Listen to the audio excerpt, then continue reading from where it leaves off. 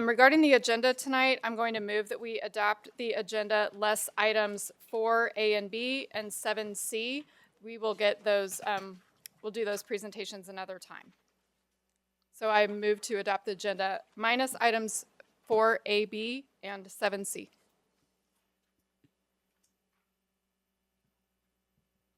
Second. All in favor, raise your hands and say aye. Aye. Any opposed? All right. We will hear our equity statement from Mrs. Snodgrass.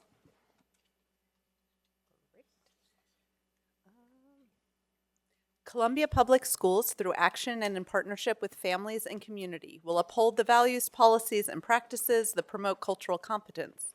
We will accept, embrace, and empower students and staff in their individual identities to establish and sustain human dignity, justice, and equitable treatment, and inclusiveness in the classroom and workplace. Thank you. So we're going to start off pretty early with public comment this time. Public comments will be received from individuals who registered in advance. Each speaker will have up to 3 minutes, which will count down on the timer on the wall. Comments related to disciplinary actions or other matters which could be the subject of a grievance process, or comments that are derogatory of any person, business, or organization will be ruled out of order. Please refrain from any use of obscene language or disruptive and/or threatening behavior. Patrons who did not register in advance may always make a written public comment by completing a form available on the back table. Please place the completed form in the blue box. Go ahead and come forward after I read your name. The first commenter is Mrs. Sheila Plummer, giving general public comment.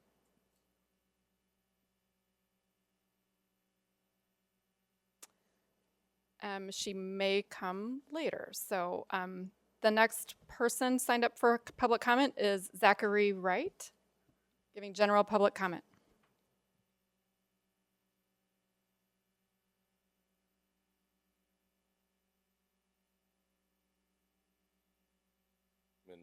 Track team. I want to thank you guys for giving me the opportunity to come speak today. So today I came with my fellow teammates, guys over there, to address the issue of our graduation coinciding with our sectional track meet. So if you guys didn't know, the only way to qualify for state is to go through the sectional track meet.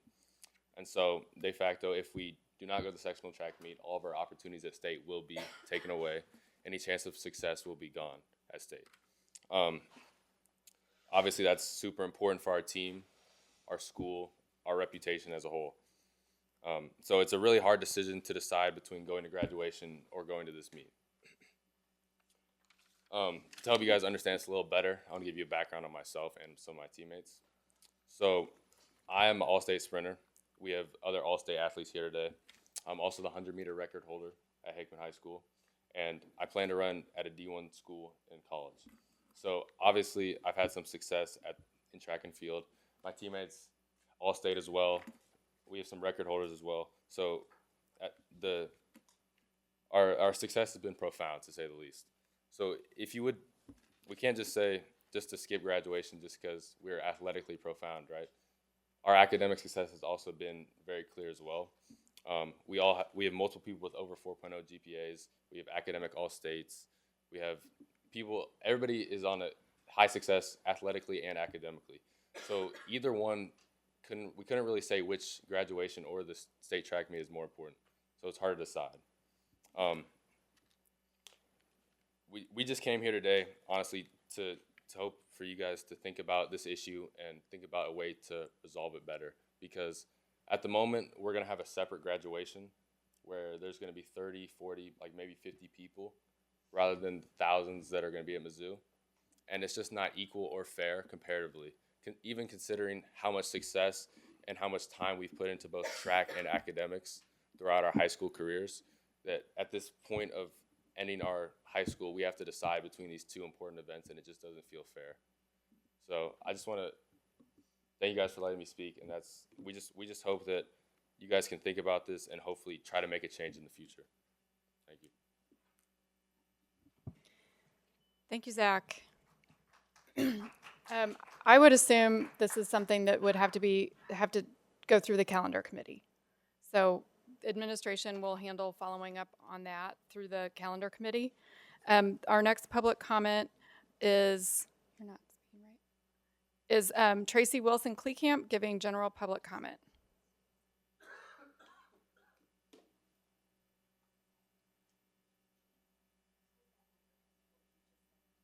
Just a little bit. Does that work? All right. Good evening, Tracy Wilson Kleekamp.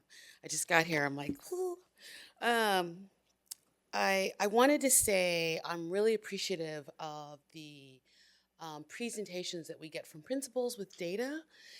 I think they're really important, and so I just want to add something that should accompany those presentations, which is there should be a legend for all of the data, and it should include a narrative.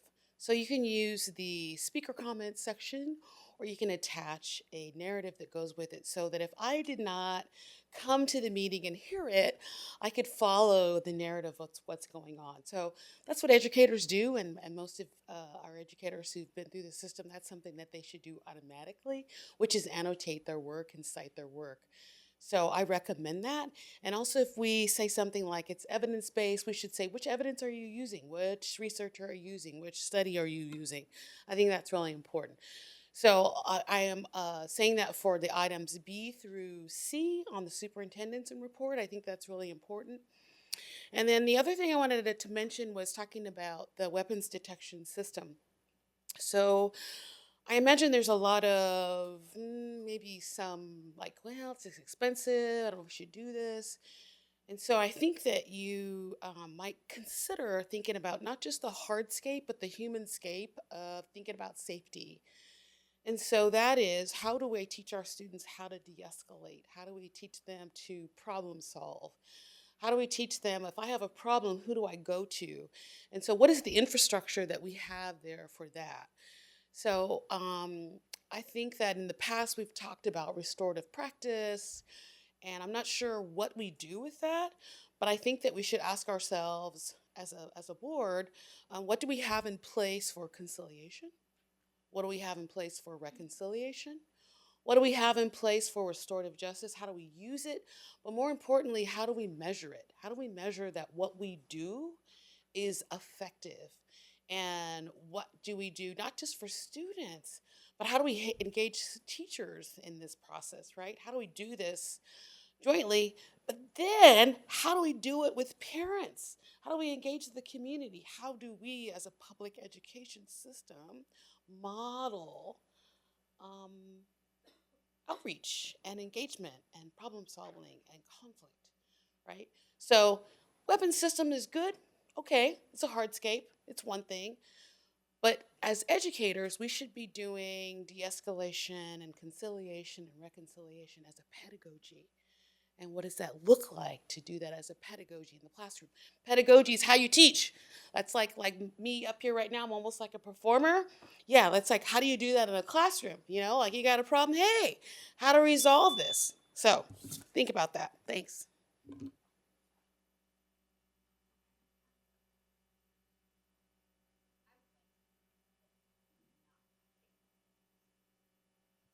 Okay, we had another person sign up for public comment. It's Shemen Schwak.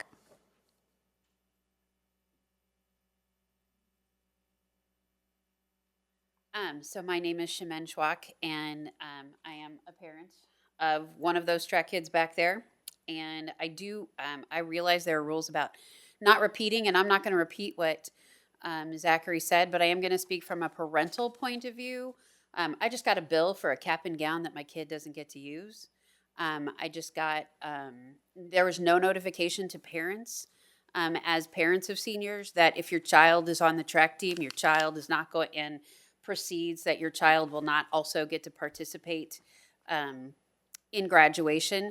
From a parental perspective, this is also an issue of equity. The separate but equal thing, like it's not, it is separate, it's completely unequal.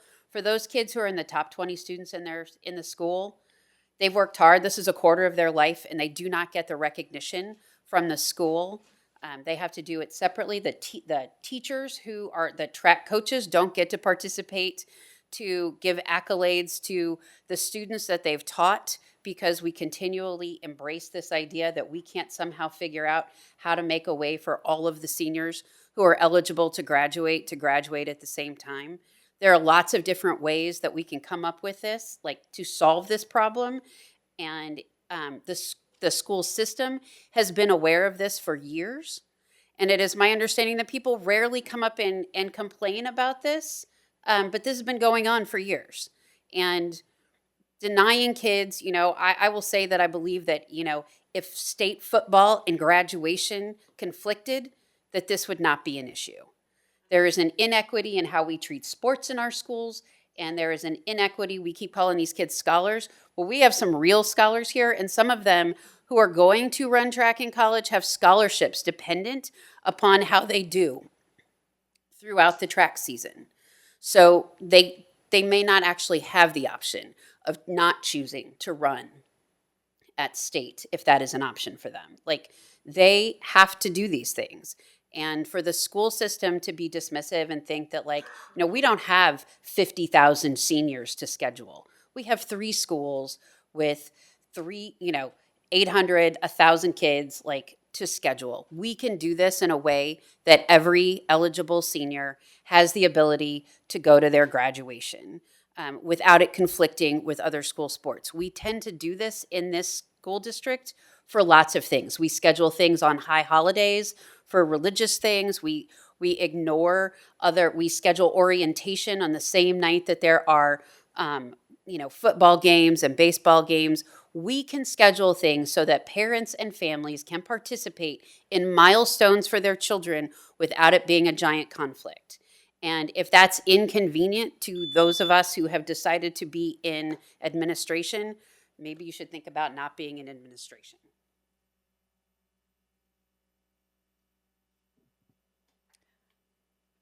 Thank you, Ms. Schwach.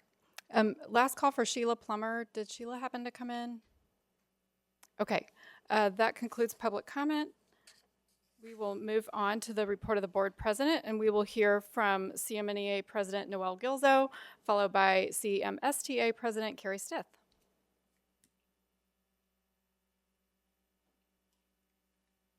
Good evening.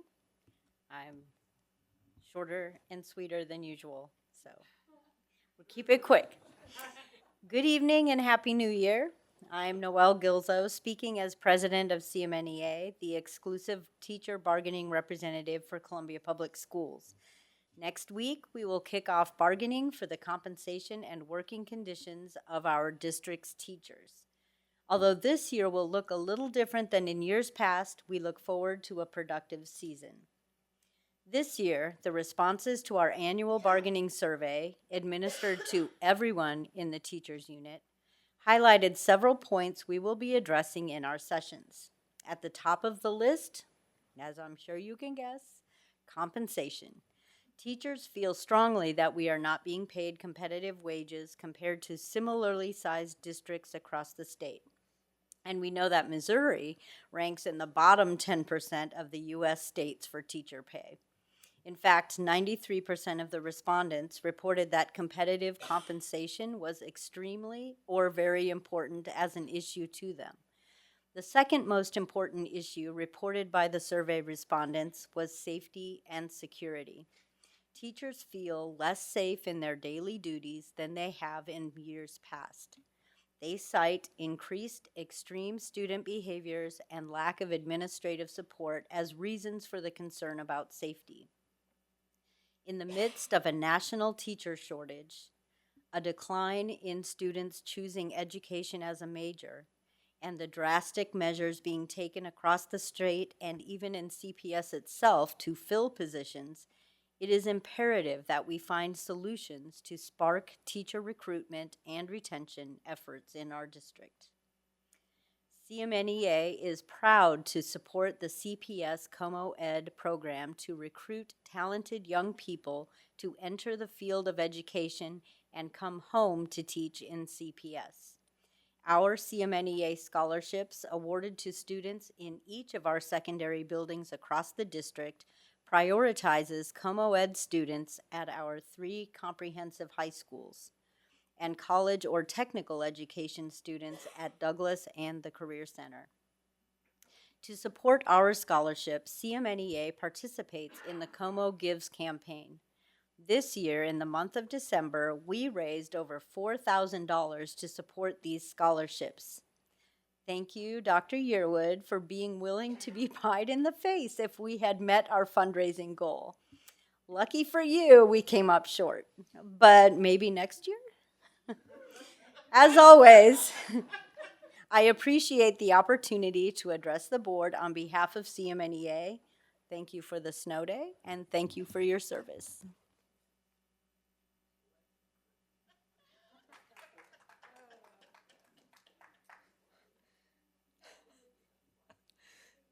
All right. Good evening and Happy New Year. We want to thank all of our teachers, staff, and administrators that have worked so hard to educate and care for their students this year. Teachers have expressed how hard this year has been. Teachers are seeing discipline issues in larger numbers than ever before.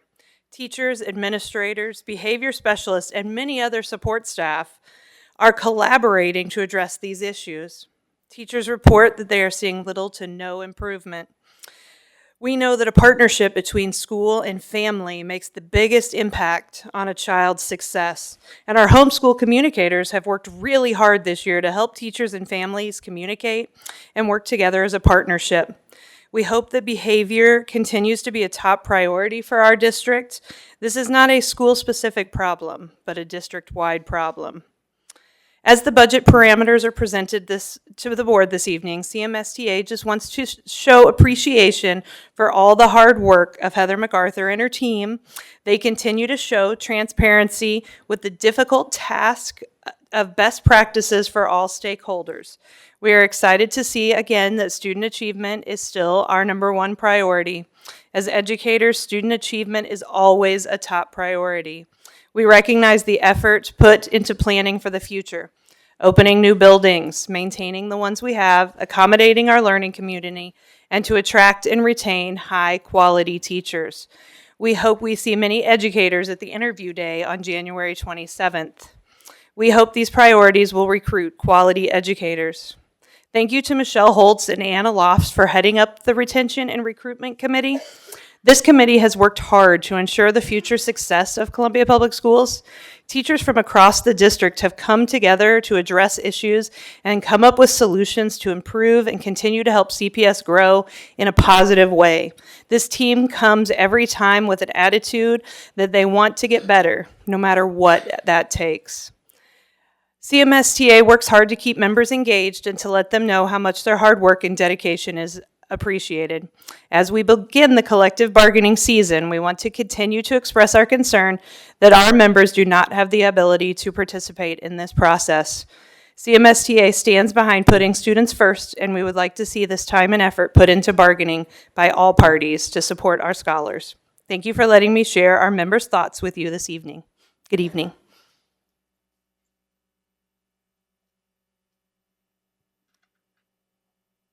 Thank you, Presidents Gilzo and Stith. I believe I saw Ms. Plummer come in. Public comment has ended, but Ms. Plummer, I'm going to go ahead and let you speak since you are here and drove here.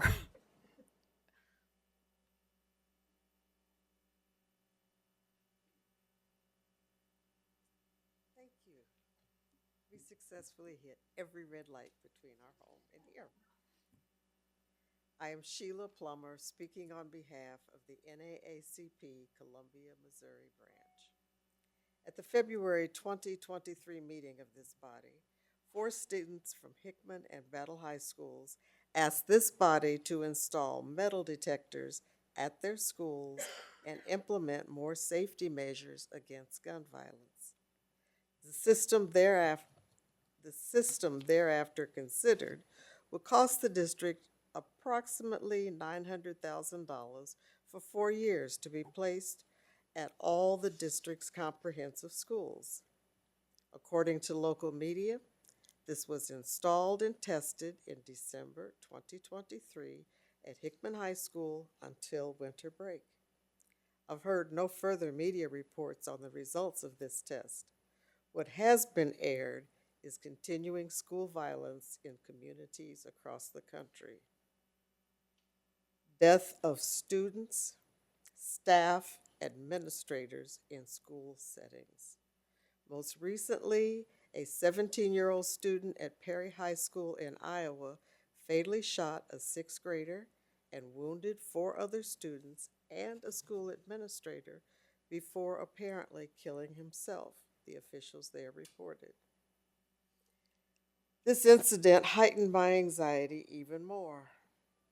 What is the cost of providing the EVOL system in buildings throughout the district?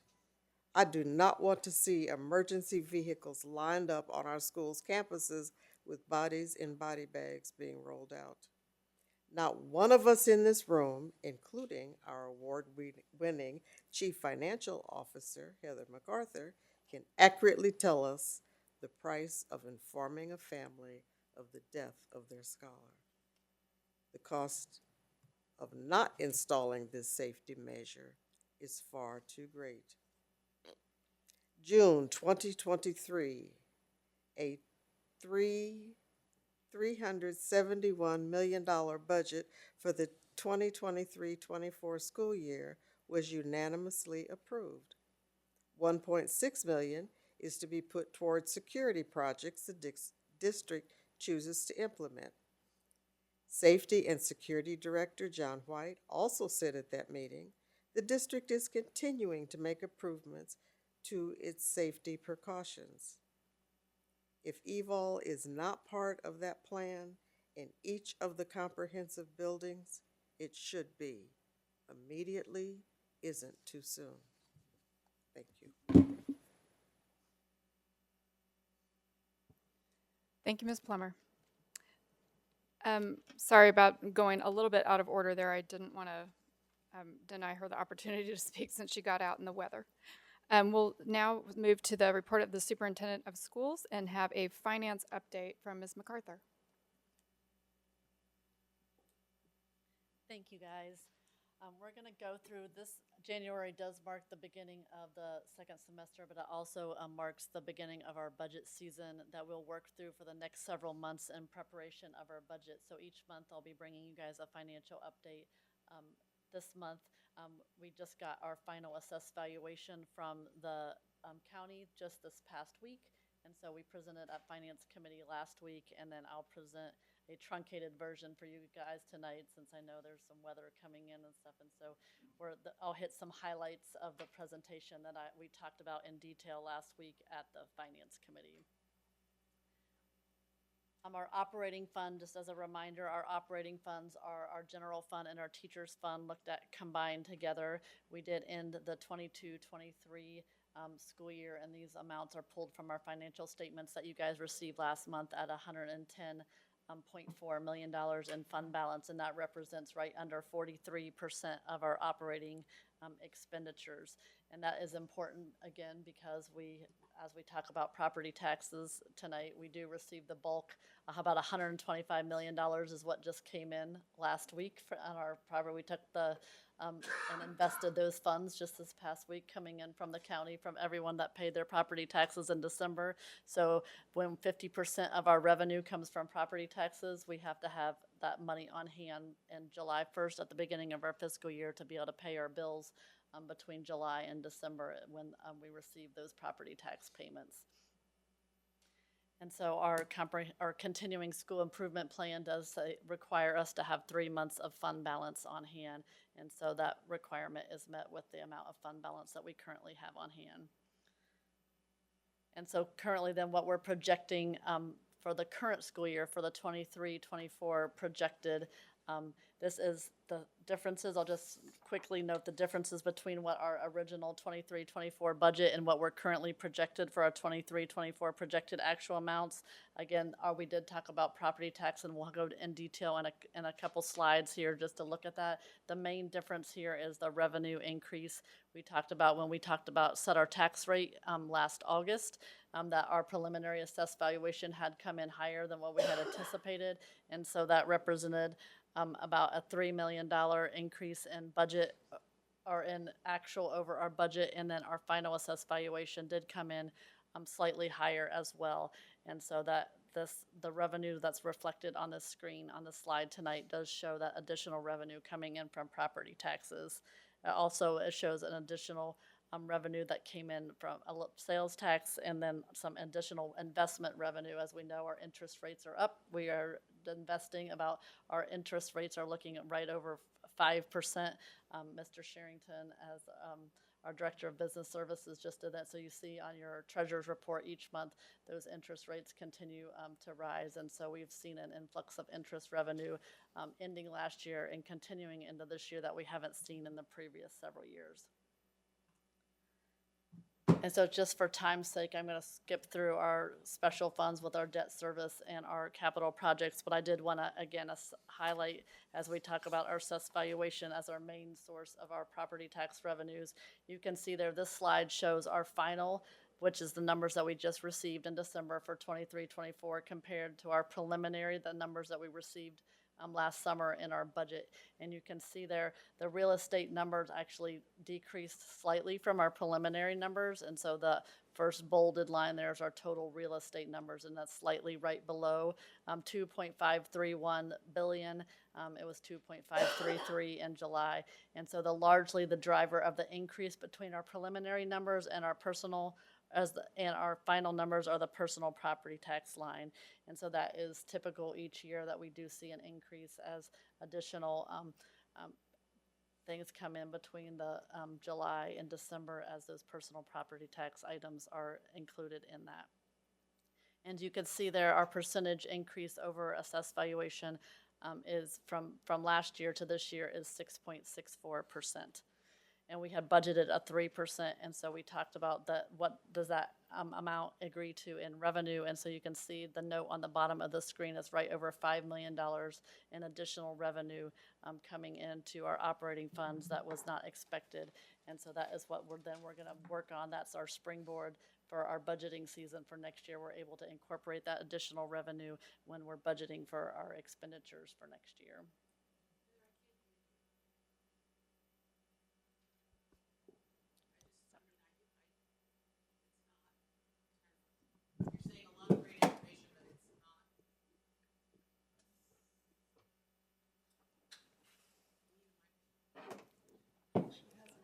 The microphone is in front of me. I apologize. The light, it looks like the light is on. I'll lean into the to the microphone. Can you hear me now? Okay. Yes. Okay. I apologize. So the next slide shows just the breakdown of our property tax revenue between funds.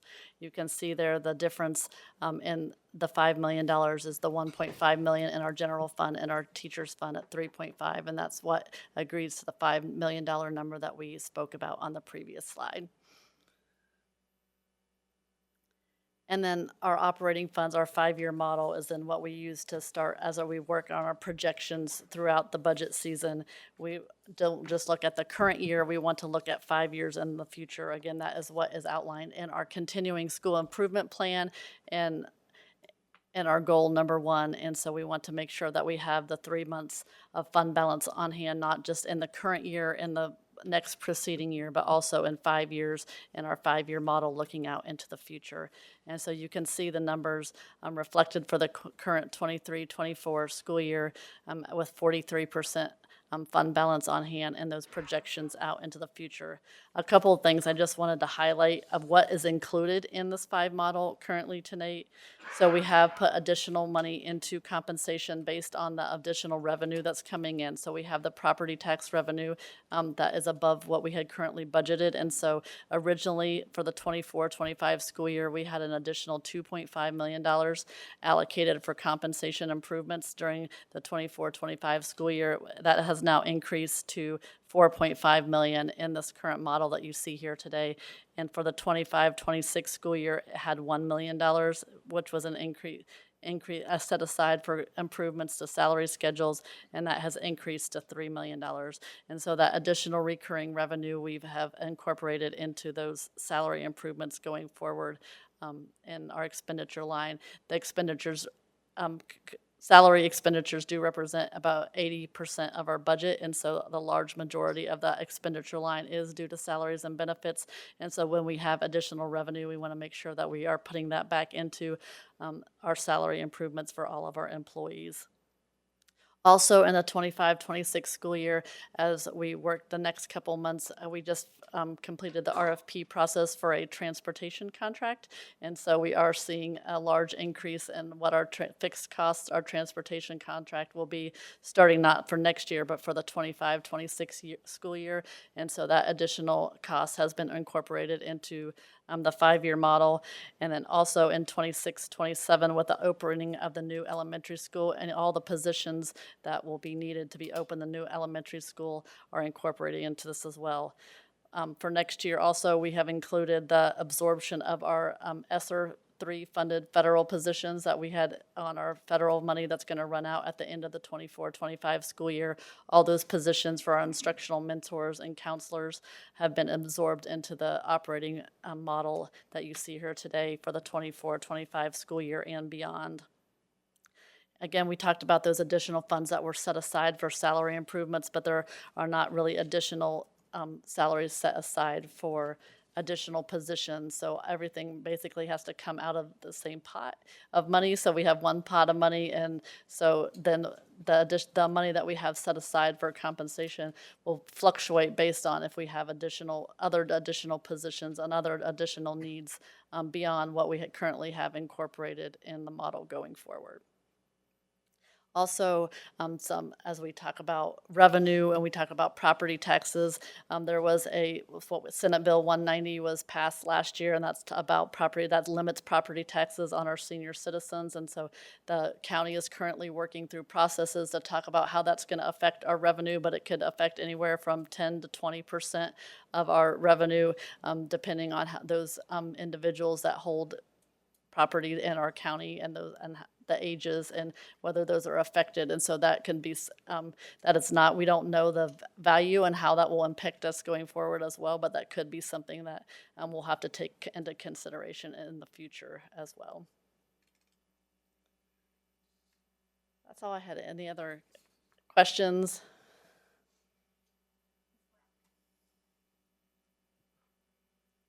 I think I know the answer to this, but I will ask anyway. With the new edition of Russell opening in the fall and then another new addition onto Battle, do we anticipate any additional staffing needs there? So we should not have any additional staffing needs because the enrollment is not going. So it'll be like we'll adjust attendance areas as we work through with our new GIS and our mapping and attendance area review.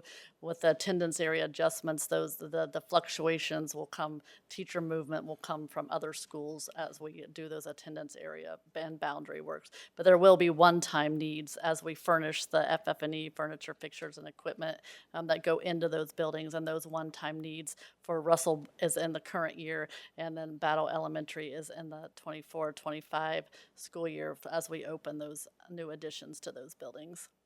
Thank you. So just a quick question on everybody's favorite topic, the fund balance. Would it be fair to say, or could you explain a little bit more just about what it is not, and I guess, would it be fair to say that the fund balance it's not just cash money we've got sitting in the bank. It is 3 months worth of the bills that we owe, that we have in case for some reason the county either doesn't pay us or doesn't pay us as much as we thought, like that happened during COVID. And so we have that there to make sure that we can pay teachers and staff and everybody.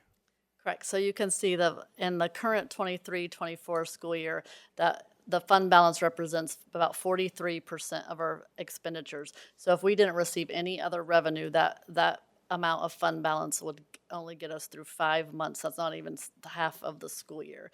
So we do get some state and federal revenue, but the large majority were locally funded, over 60% of our revenue, and 50% directly from property taxes.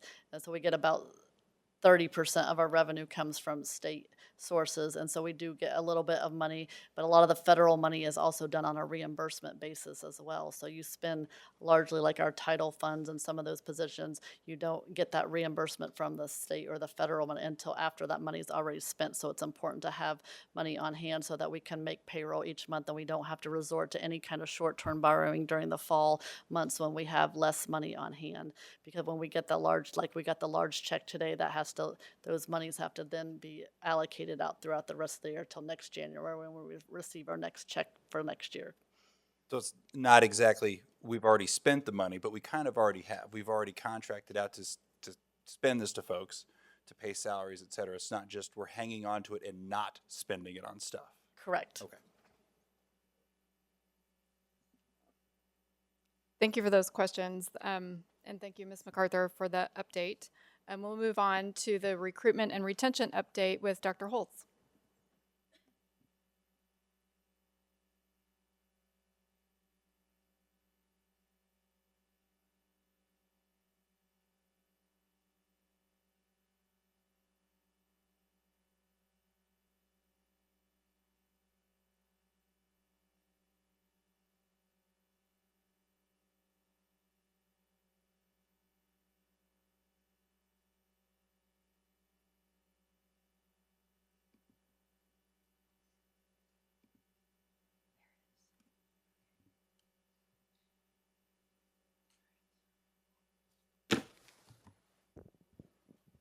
Good evening, President Waters, Board of Education, and Superintendent Dr. Yearwood.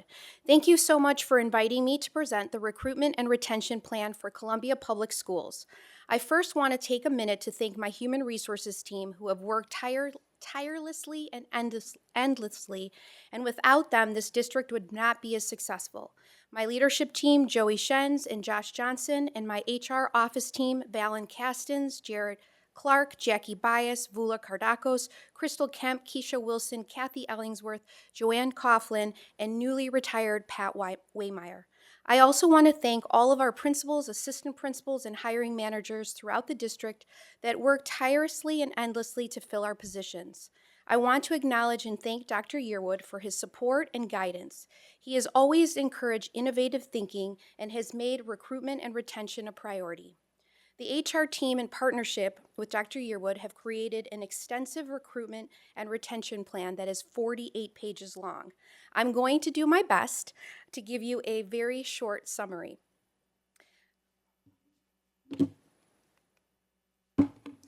As you are aware, the United States is currently experiencing a widespread labor shortage across all industries. From healthcare to hospitality, employers are facing challenges in finding qualified workers to fill vacant positions. There are more jobs than employees at the height of the pandemic. More than 120,000 businesses temporarily closed and more than 30 million U.S. workers were unemployed. Since then, job openings have steadily increased while unemployment has slowly declined.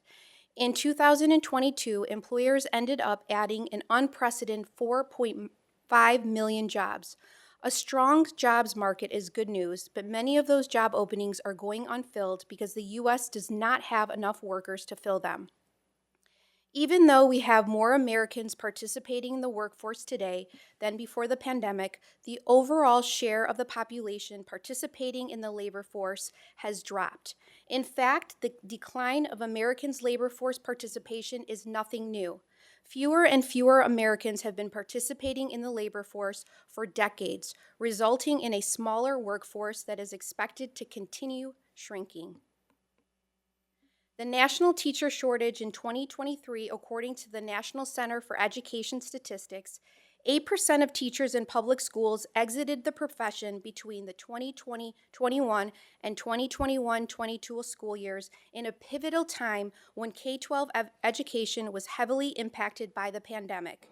In 2023, the United States continues to face a significant shortage of qualified teachers.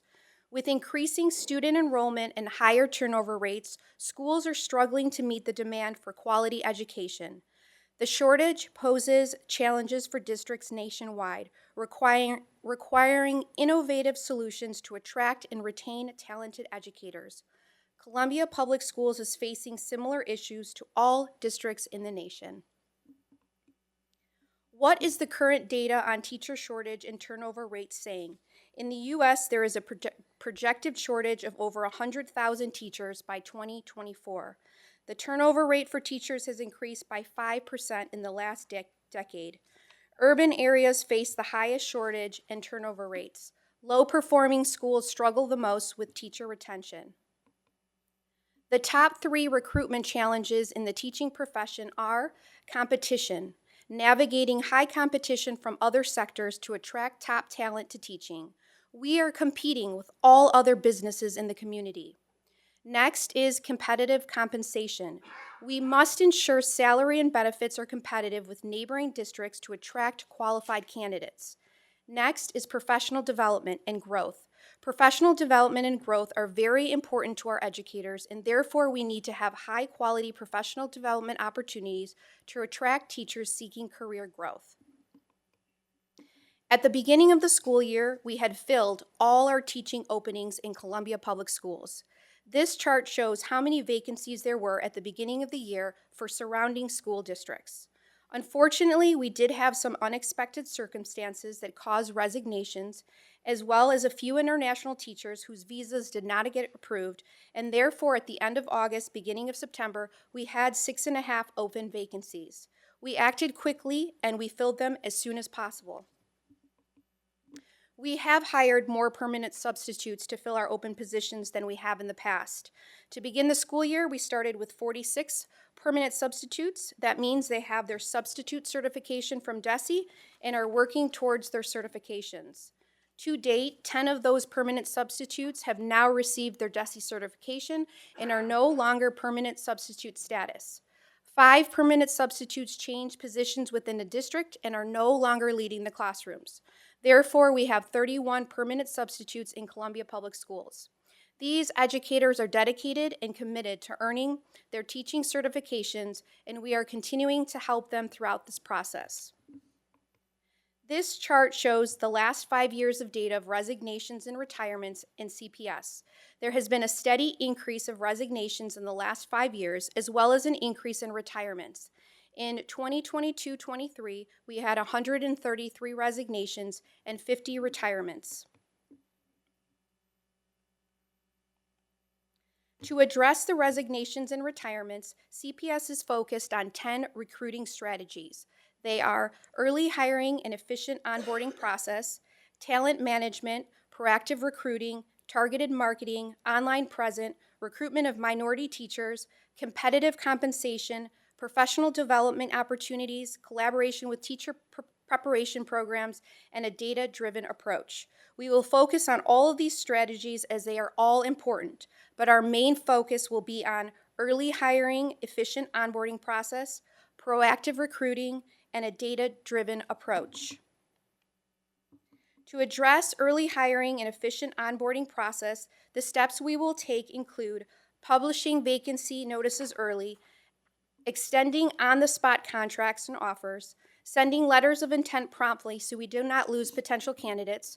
We will continue to focus on making the onboarding process as efficient, timely, and user-friendly as possible and act as quickly as possible, keeping in mind that many candidates have multiple offers on the table.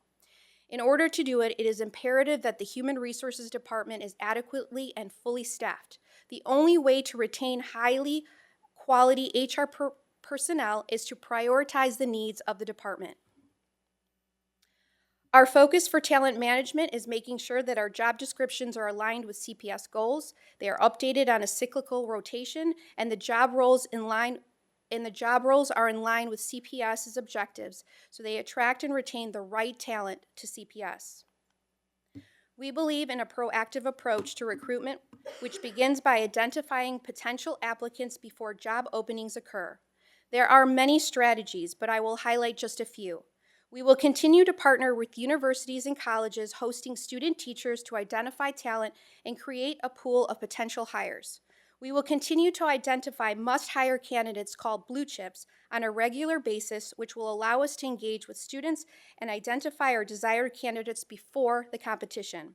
We will plan to identify master teachers at the beginning, middle, and the end of their careers and tap into their potential and partner with them in recruitment. We have actively been attending in-state and out-of-state job fairs. We have targeted Illinois, Iowa, Kentucky, and Nebraska since the data from the National Teacher Preparation Database indicate that these states have the highest number of education majors. We will increase the percentage of student teachers that we hire for the 2024-25 school year to 19.5%.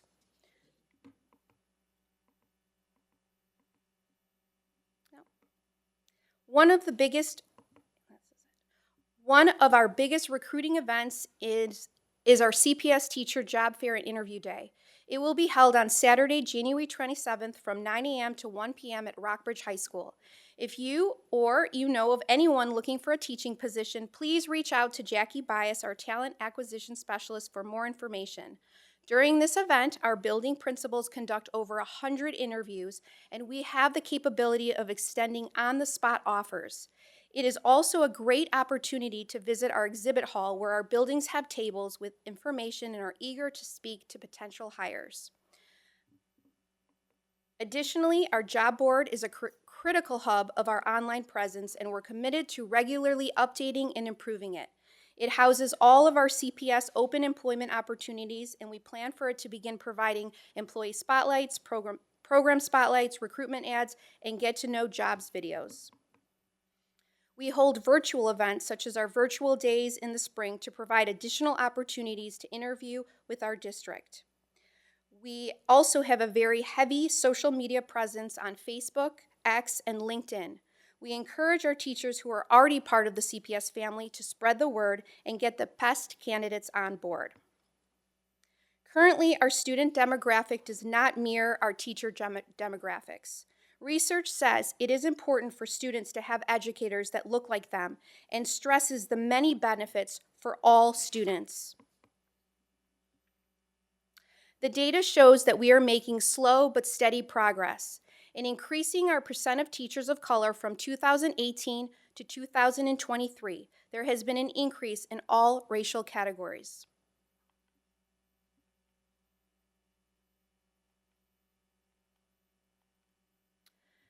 Some of the many strategies that we are using and will continue to use to recruit diverse candidates include continuing to cultivate relationships with minority-serving institutions.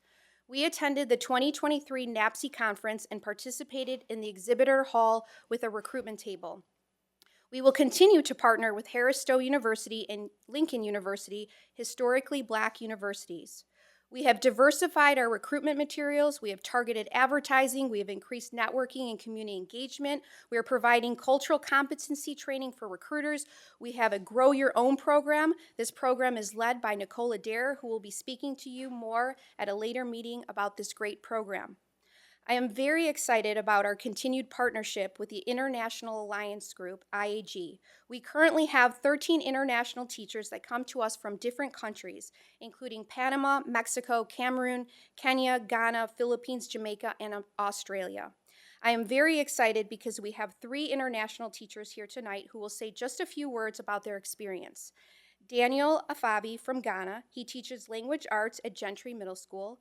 Naomi Kingori from Kenya, she is a learning specialist at West Boulevard Elementary.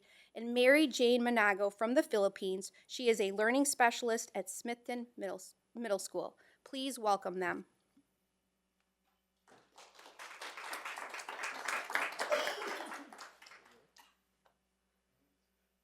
Good evening, everyone. So my name is Naomi Kingori from Kenya. I will speak slowly so that you can hear what I say for I am from a different tongue.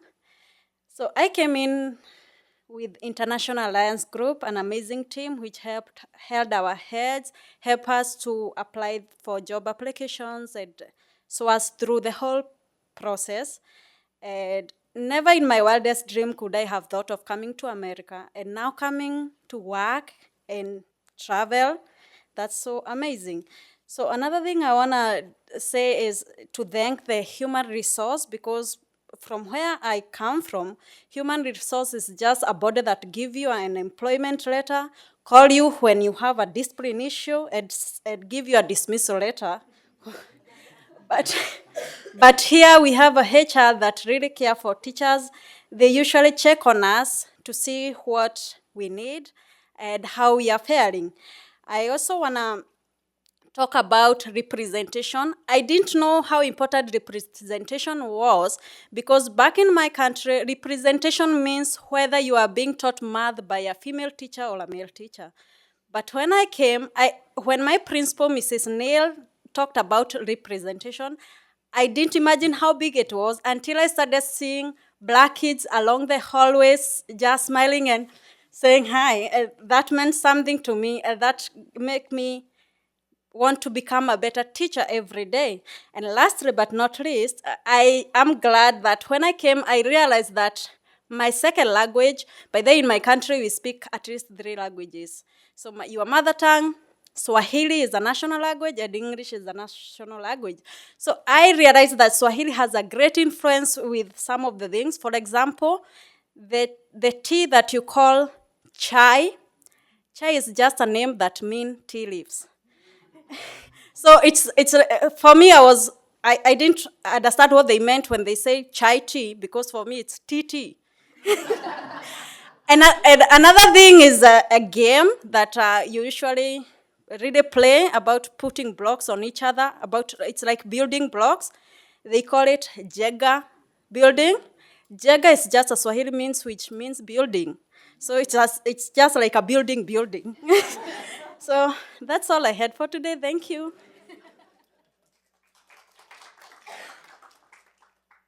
Right, so I can hear myself. Okay, right, so good evening, and standing in the shoes of the HR, I would want to say a very big thank you to the board and to the HR team. I want to extend my deepest gratitude to them for how they welcomed me as a teacher coming in last year. I would say that the experience has been so interesting because I personally got here on a Sunday. From Monday, I started finding my way into my school. I was like, "Hey, so smooth and so fast." I didn't know it would be so fast, but by the support of the HR team, I think it's been very interesting. For me, I would say that the experience has been a world within a 4 walls for me. Why do I say this? Because I've come across different learners, different races, from different countries. So it's like the whole world put within 4 walls for me to teach them. And this kind of baffles my mind. I think about it, how to relate with everybody and get everybody along at the same time. It's been an interesting experience for me. And this experience also is doubled by how the team at Gentry received me. I would say that you have some amazing people at Gentry, very welcoming and very supportive. Another thing I would like to mention and say it's very impacting on me is the PDs. In fact, a number of PDs here, and this is not something you get elsewhere like that. From where I'm coming, sometimes you have to pay for your own trainings and all that, but I think this is something, an ongoing process, and I think it's something I'm very grateful for. And then also, there are so many events that being organized for us to socialize, to connect with one another. And I want to say a very big thank you for that. Without mincing words, I'll say that the team is growth-oriented, and because of that, I have quickly learned a lot of things. And before I walk out, I would say that I will be a better teacher than I came in. And my hope of being accepted was heightened during my cultural activity. I had the opportunity to share my culture with my students. And in fact, I was scared at the first stance because I felt they would shun and say, "Oh, what is this?" But the way they welcomed me and, in fact, asked me to bring my local food, get to teach them when you come to my class. I've written some things, inscription from my local dialect to English, and they are appreciative of it. And I feel so welcome. I feel so loved. This alone has made so much impact on me. It is my unwavering belief that I would become better by the time I exit this place. And I must admit that I have taken the tagline, Scholars First, as my personal tagline. Thank you for the opportunity and the audience.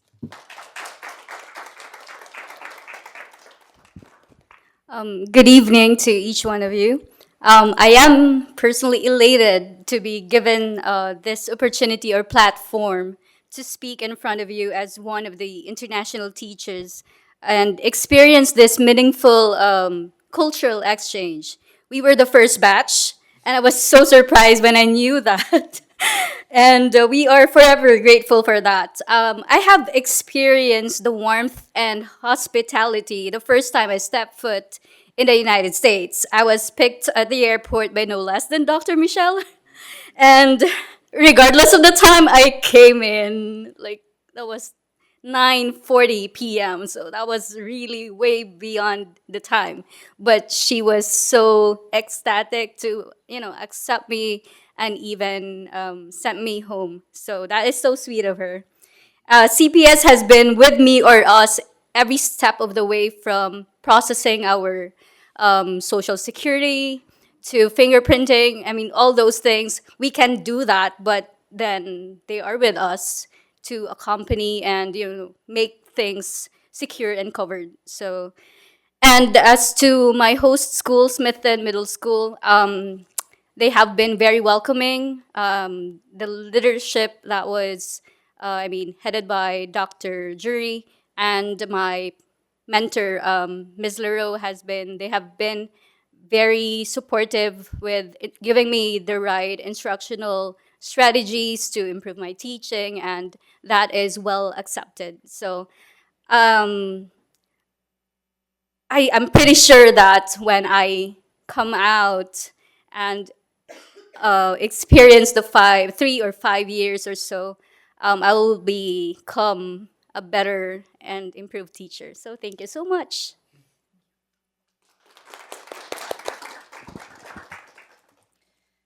Thank you to our international teachers for sharing their experience teaching in CPS. We are so grateful and lucky to have them. Our learning communities are benefiting from their years of experience and rich backgrounds.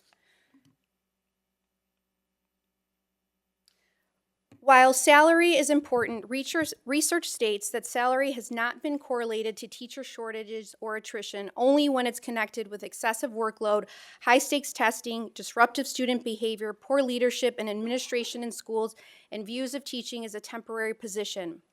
With that being said, unfortunately, the state of Missouri, as of recent, is the 6th lowest paid state in the country.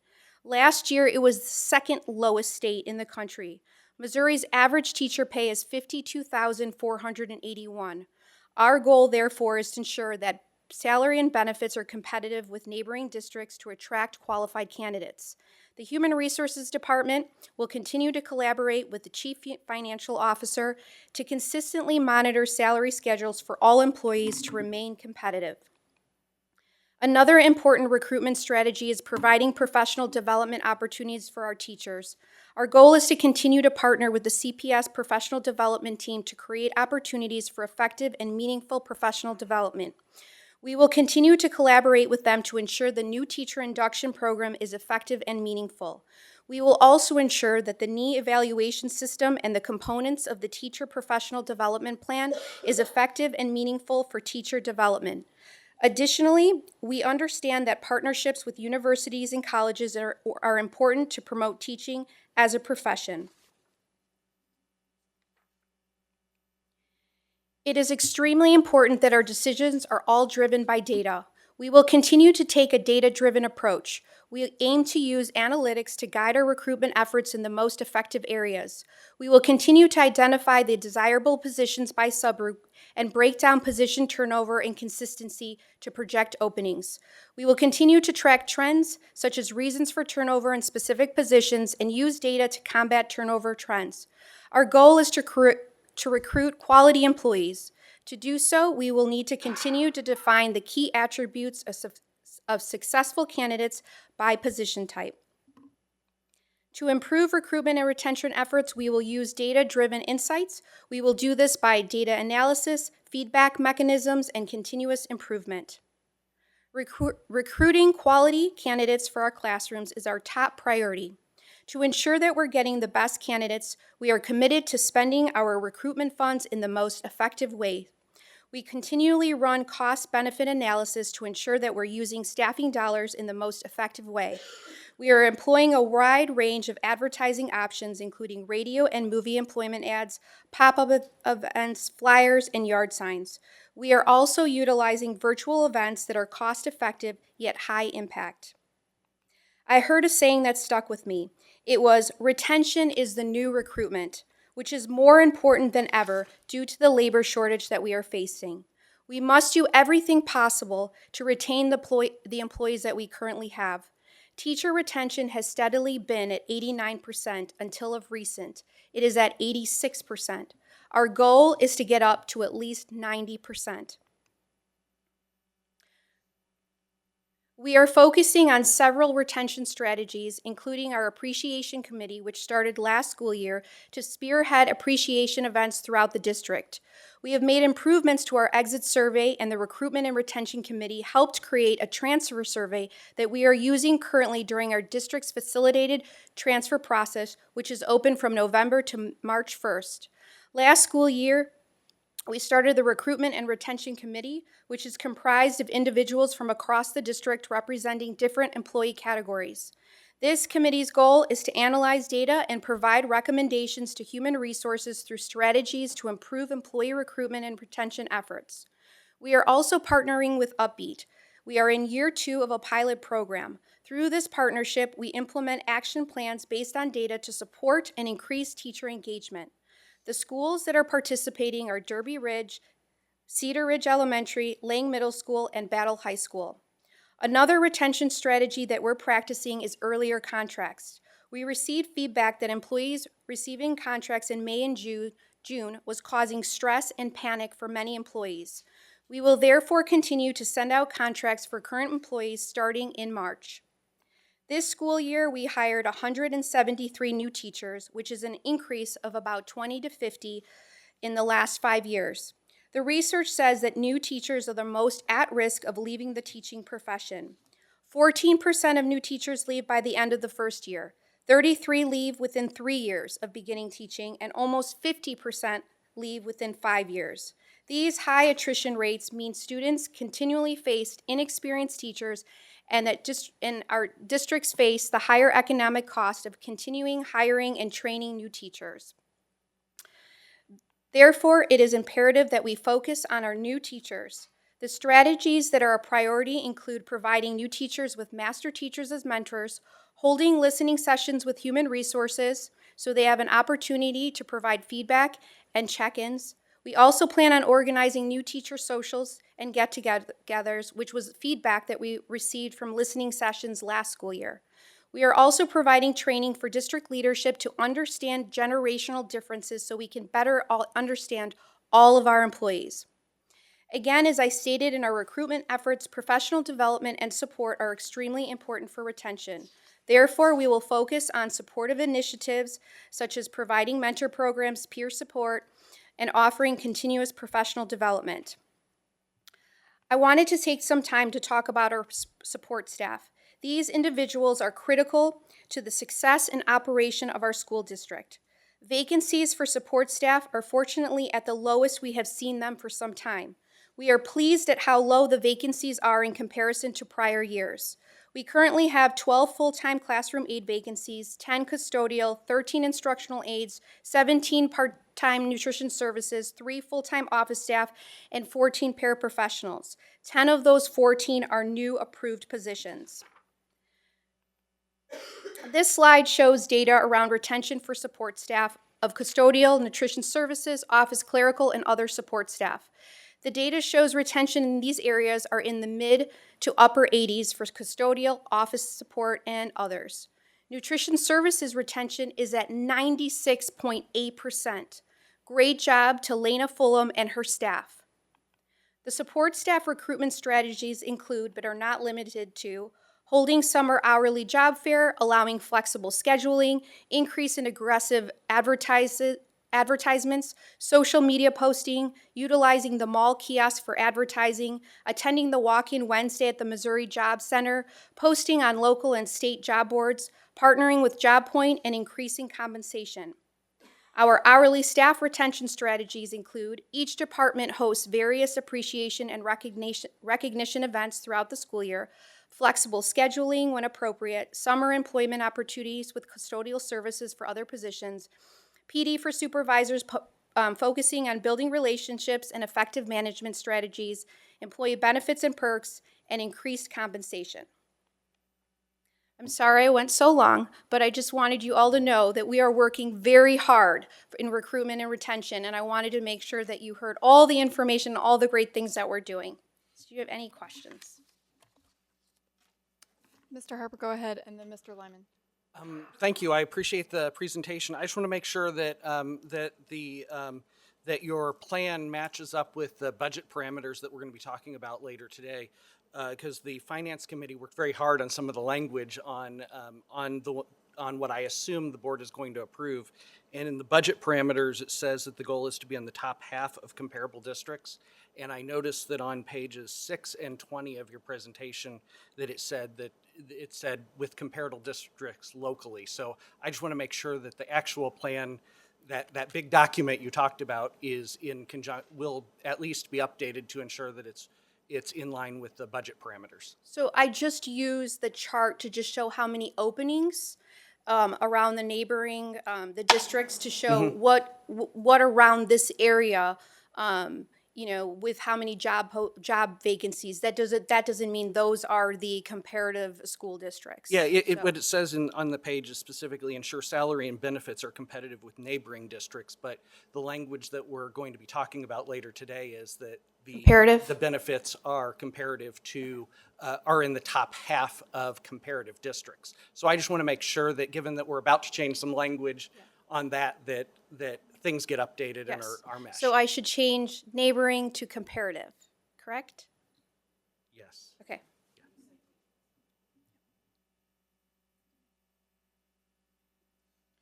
So, yeah, thank you. Lot of good information. We said we're losing 30% of teachers that are new within the first 3 to 5 years, something along those lines. Is that correct? That is just national data. Okay. So that's not data from Columbia Public Schools. In the district, though, we want to make sure that we have teachers here for as long as possible. And so I know that, it's been 20 years since my wife has had to set up a classroom for the first time as a teacher. It's expensive, to start up. And if we're starting towards the bottom of the starting salary for teachers, could that potentially be why? And if, I'm not getting paid very much and I've got to set up this classroom with getting paid very little, what other things has the district or could the district look at doing to help support teachers setting up classrooms for the first time, so that 3 to 5 years in, they're not going, this was not worth it? So just because I was a prior building principal in Columbia Public Schools, I know that principals have a budget and they do allot money for teachers to set up their classrooms. And so that is something that, Heather and I can talk about if we need to increase that amount. Yes, I do know that.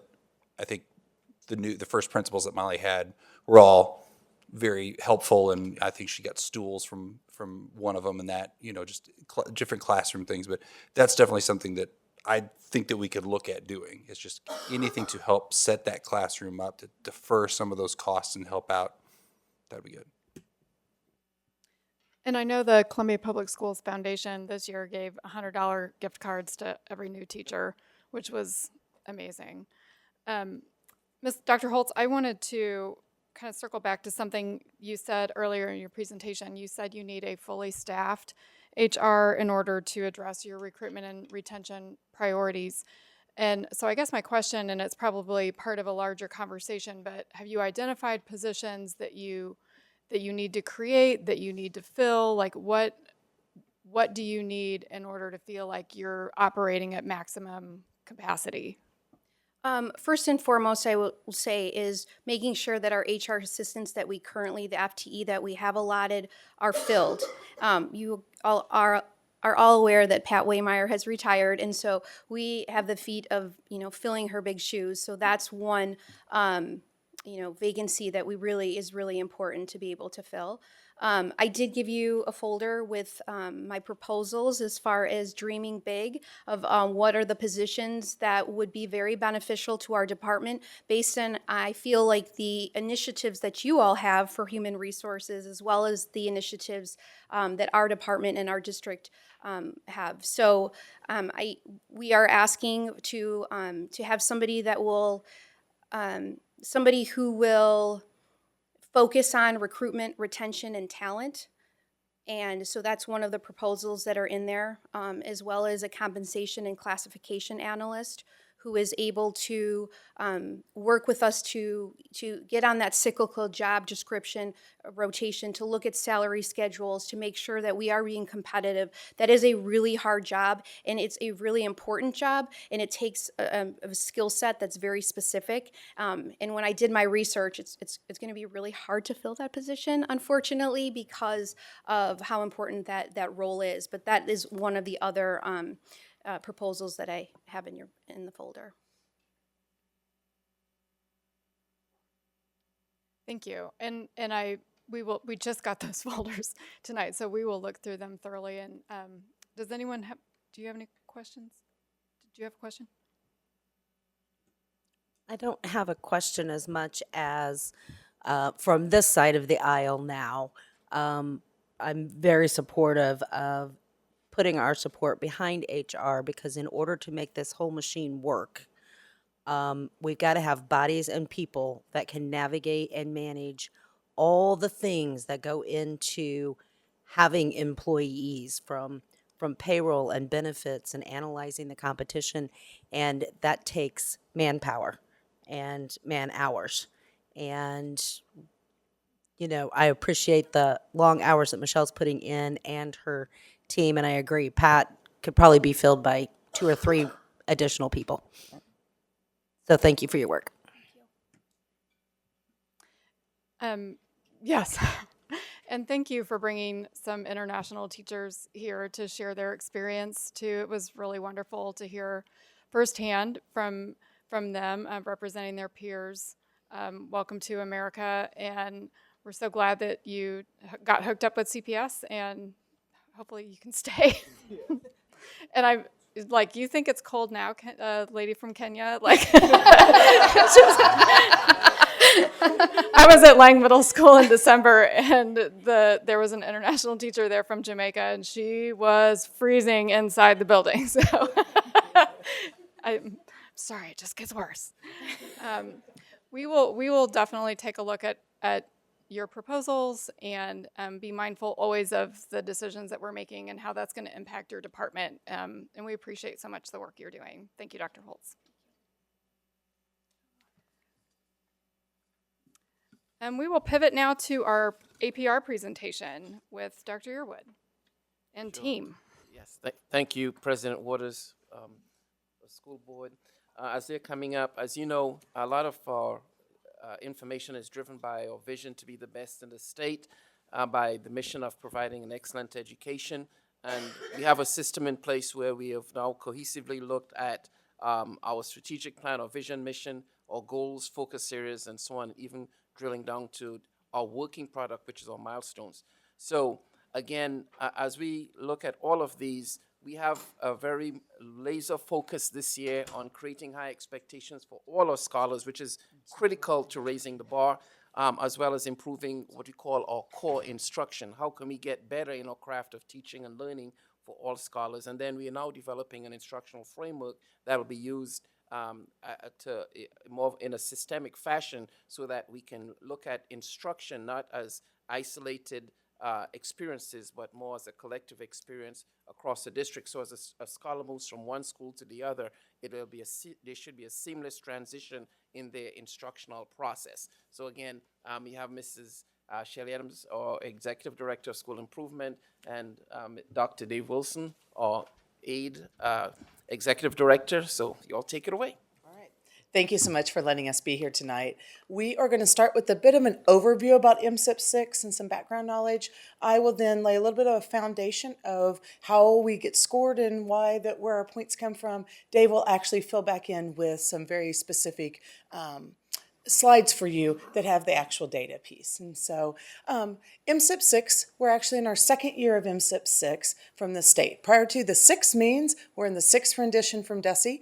Prior to that, it was 5. See how that works? 5, now we're in 6. And the first APR we got for MSIP 6, we actually got last March. And so it feels like we just talked to you a little bit about this, and that was from our 2022.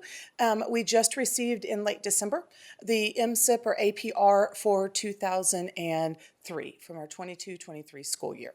And so this is, we hope that we could get them a little earlier, but that's about how we get them, and that is for all the data from a year ago school district.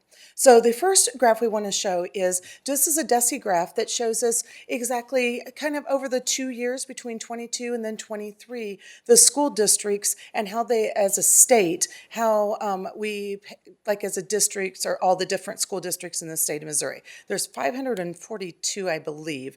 And so about 70% of school districts actually went down in their APR. And we were not one. We actually held, we were 70%, we received 70% of our points in 2022, and this year we received 70.1. So while we didn't go down, we stayed pretty much even. And so we want to talk through a little bit about how we get our points and then what that all means. So there are 2 sides to MSIP 6, and one of them is considered performance, and the other side is continuous improvement. The bulk of our points, or 70% of our points, come from performance, and then the other 30% come from continuous improvement. The next couple of slides, I'm going to go specifically what makes up each of those areas. So the first area is performance. Once again, that's approximately 70% of our points, and that is considered from our MAP and EOC scores, and that we get points both for all of our students and also from our student group. Our student group is, Missouri has historically had five of our subgroups that have not performed as well as all students, and so DESE wants us to, we will be judged upon those. Those 5 groups are our students with special needs, our students that English proficiency, that they're learning English, our students that are a direct certification for lunch program, our students that are Hispanic, and also our Black students. So those students are all put into a group, and that's considered the student group. So we get something called status. Status is exactly how we performed. It's the number of our kids that were proficient, were below basic, proficient, or advanced. So that is what our status score is. They also this year have added in growth. And so growth is the general, I'll give you the general. Dave over here, he can give you the exact calculation-ish kind of what they're doing. But the general trend of what DESE is doing for us is they are looking at, after a child takes the MAP score in 3rd grade, they are looking at how well should the kids perform in 4th grade. And so each individual student, they're looking at how well the student performed compared to what they thought they would. And then we are basically, did the student meet that? Or didn't they? So basically, they're kind of make a projection, and then we're judged against how well the student did that. All right? And then graduation rate, student success ready, and there's 2 subparts of that, college and career readiness. And the way they judge that is how many % of our students took an ACT, SAT, ASVAB, work keys, and Accuplacer, I always forget that one. Accuplacer. And it's not just what the % of our students that took them, it also we are given graduated points for how well our students do. And then also advanced credit. So those are our students taking AP classes and dual credit, early college, all of those kind of extended courses, we get credit for those, and then graduate follow-up. In continuous improvement, though, for the 30%, this is where our CSIP is actually graded by, there's a panel. Each region has a panel of people that grade the CSIPs. We have responses that we give. We also have our climate culture survey, our kindergarten entry exam, our that's of course kindergarten, our individual career academic plans, those are completed in the 8th grade. Attendance, the financial audit, the annual secretary of the board report, and timely submission of core data and other items to DESE. The one thing I do want to draw your attention to is, as they have put in the MSIP over the last 3 years, or over the last 2, and then again next year, or the current school year we're in, our denominator is changing every time. So they're giving us a little bit more each time that we have to be responsible for. And last year we had 180 points. This year we have 192. And that's because they added 12 points for the science and the social studies growth. Next year, there will be an additional 8 points added. That is, it's called response to standards. That's about our CSIP. So after next year, we'll be at 200 points, and that's where we're being told that our amount will hold in MSIP 6.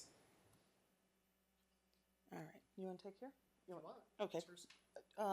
This is our overall. So one of the things is, now I just talked about performance and continuous improvement, and we talk about the 2 years. So if you look very carefully on this slide towards the top, last year, or this year is the very first number, and then last year's number that we received in point, or percent of points, is next to that. In performance, this year we were at 61.9% of our points.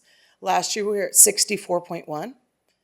And in continuous improvement, we were at 92.3% of our points this year and 84.6%. Now, I'm a former math teacher. This is where that denominator of the 180 versus the 192 starts to play in just a little bit. So while they're similar, we do have a few more points this year. And so that's where, just to clarify that. All right. I'm going to turn it over to Dave now. Okay, so when you guys were looking at this slide right here, you see that column that says MPI. It's the second to the last column. So we get points based off of the MPI score. MPI stands for Map Performance Index. Effectively, what they do is they take each individual student, scholar, and they say, okay, where did you fall in the map? Were you below basic, basic, proficient, or advanced? And you get points for that scholar depending on where they fall. And it's graduated, so if they might get 3.2 or 3.5 if they're halfway between. Those are all averaged and then multiplied by 100 for the district, or for an individual building, or for the student group, okay? So to get full points for the student group, you have to be at 400, okay? So keep that in your head. For student group, it's a little less than that, and it varies depending on the subject. But what I want to show you here is the APR does not tell the whole story, because we take those points and then that are from students being categorized, and then they categorize them again to give us the points. So the percentages that you see on the points can be a little misleading. They're not the proficiency rates. They're not anything like that. They're actually the average MPI, not the average. Yes, the average MPI translated into a category of points, okay? So what I want to show you here is, this is the MPI from last year and this year in all of the areas that they measured us in. And everything in blue is an area where the MPI went up. And so you can see every single area, except for one, went up at least a little bit. Okay, it didn't go up a lot, mind you, but it did go up. So that's where the whole APR percentage can be just a little bit misleading. It does not tell the whole story. Okay, this is a different kind of percentage. So we've been talking about percentages of the APR. Now this is proficiency rates. So these are the percent of scholars who were in proficient or advanced in their categorization on the map. Okay. So we included all, which is the top line. That's all of our scholars throughout the district. And you can see we had a very, very slight increase in ELA, just 0.2%. But we call that basically breaking even, right? We had a bit of a bigger increase in math from 34.9 to 36.5. And this is, again, where more of the story comes in. When you start looking at our subgroups, especially in math, every single subgroup increased, every one of them, okay? Not every one of them increased in ELA, but I believe it was almost all, if not half. I can't remember exactly what it was. I think it's almost all but 2 went up. So again, the APR does not tell the whole story. We are improving as a district. We're not improving fast enough. That's true, but we are improving. All right, so this is a graph that you may have seen before. We are required by the state to put our APR results on our district website. This is the graph that will go on the website after the board meeting so that the community can take a look at it. And so what you see at the top is just our 70.1%. And then the ones at the bottom are the individual school results. Now, elementary, middle school, and high school have different point values than the district and each other. So you really shouldn't compare schools to the district and schools levels to each other. You can compare within a school level, but don't go beyond that, all right? So as an example, when Ms. Adams said that next year we'll have the response to standards as part of our APR, that's not going to be included in any of the schools. And so they don't get those points, but we as a district do. Elementary doesn't get graduation rate, but high school does. So you see what I mean? You're not going to compare across. All right. This one, this is my favorite slide, and I wish I could take credit for, I could take credit for making it, but it wasn't my idea. It was actually Dr. Yearwood's idea, and I believe one of the board members brought it up as well. This slide, it shows the scholars who are in blue, their average attendance is above 90%. Scholars who are in the reddish maroon were below 90% in their attendance. So this is 2 years worth of data in both communication arts and math. So when you compare the scholars in blue to the scholars in red in communication arts, you see that the proficiency rates are double. That's pretty sobering. When you look at the blue in comparison to red in math, the proficiency rates are almost triple, okay?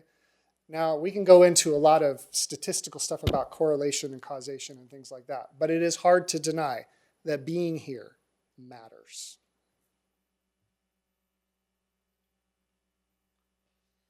So one of the purposes from DESE regarding having an APR is also a classification of each of the school districts. But there is a state law that as we have a new accountability system, MSIP-6 is considered a new accountability system, the first 2 years of an accountability system cannot change accreditation. So on this slide is just showing us that 21-22 and 22-23 would not have that. The current year we're in starts for school districts in terms of DESE looking at a preponderance of the evidence about classification for school districts. And so sometimes people get a little bit confused about why not the first 2 years, but it's state law that while we're adjusting to the new system, we would not be held accountable for that. However, we are already in, actually we're over halfway through the 24 school year, and we are in the first year that would be held for something like that. So as some quick highlights, some of the positives that we saw in there were we receive always all of our points on advanced credit and have. We historically do very, very well on this as a school district. We also, in our continuous improvement side, that I believe we received 92.3%. All that we did not receive our points for attendance. And so as we brought to you several board meetings of where we are, we're hopeful and that we will receive some points during this school year, but we did not last year school year. We had positive staff and parent climate results. Our scholars feel welcome and cared for in our schools. We had a significant increase in our science achievement and also our growth within science and in our social studies achievement. And we are very close in graduation rate, attendance, ELA, achievement, social studies in our subgroups of bumping up and just receiving a few more points in those areas. And we're optimistic that we have systems put in place for that. And we are able to, a year ago, we did not receive any of our points for ICAPs, our individual career academic plans. Not because we weren't doing them, but it was how we were reporting them. We have now fixed that, and we received a 4 out of 4 in that area. For opportunities, though, we see lots of opportunities in our achievement and our overall achievement for our students to continue to strive much farther for our achievement. And we see opportunities still to grow in attendance, and we've talked about that a lot over the last few months, and also in our college and career readiness area.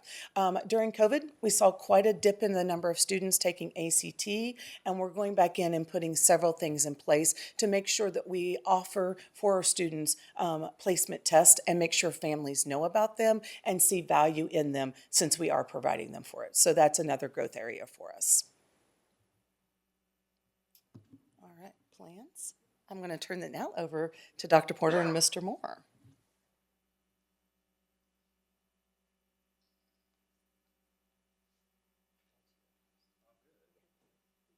Good evening. So as we look at the data, one of the things that we've always had conversation about is not just admiring what the data is telling us, but what are the actions and the things that we're going to do to address them. You heard briefly a little bit a conversation about professional development. We absolutely know we have to continue to build upon our professional development and utilize some of this data to really drive what are those actions that we are taking. With respect to that, we also know we can't do them in isolation. And when I say can't do them in isolation, that is, we can't, in isolation, determine what are the strands of professional development we are providing to our teachers, to support our administrators, but we have to work collaboratively to look at what are the things we feel like collectively will enhance our students' overall performance, but also our ability to get them there. And so that is a current strategy that we are using to address the issue, not just to look at the data and say, hey, we have a problem. So we're working alongside our educators to make those decisions about what is the best professional development for us to improve that data, but by using the data. The next thing that we want to talk about a little bit is probably heard of kick-ups, probably heard of knee, or teacher growth meetings. What we are attempting to do is take that additional data set. Kick-up is an opportunity for us to talk, we talk about, I call it the instructional inventory. That means what's happening in our classrooms. So prior to us bringing Kick-Up on board and the direction of Dr. Yearwood to say, hey, let's start to catalog what are the actions that we're seeing in the academic environment. We didn't have a mechanism to do so. So now what we are doing is we are increasing our principal, our coaching, our directors, our coordinators, visibility within the classroom to see what is happening. Not just, hey, tell me what's happening, but we are actively in those spaces.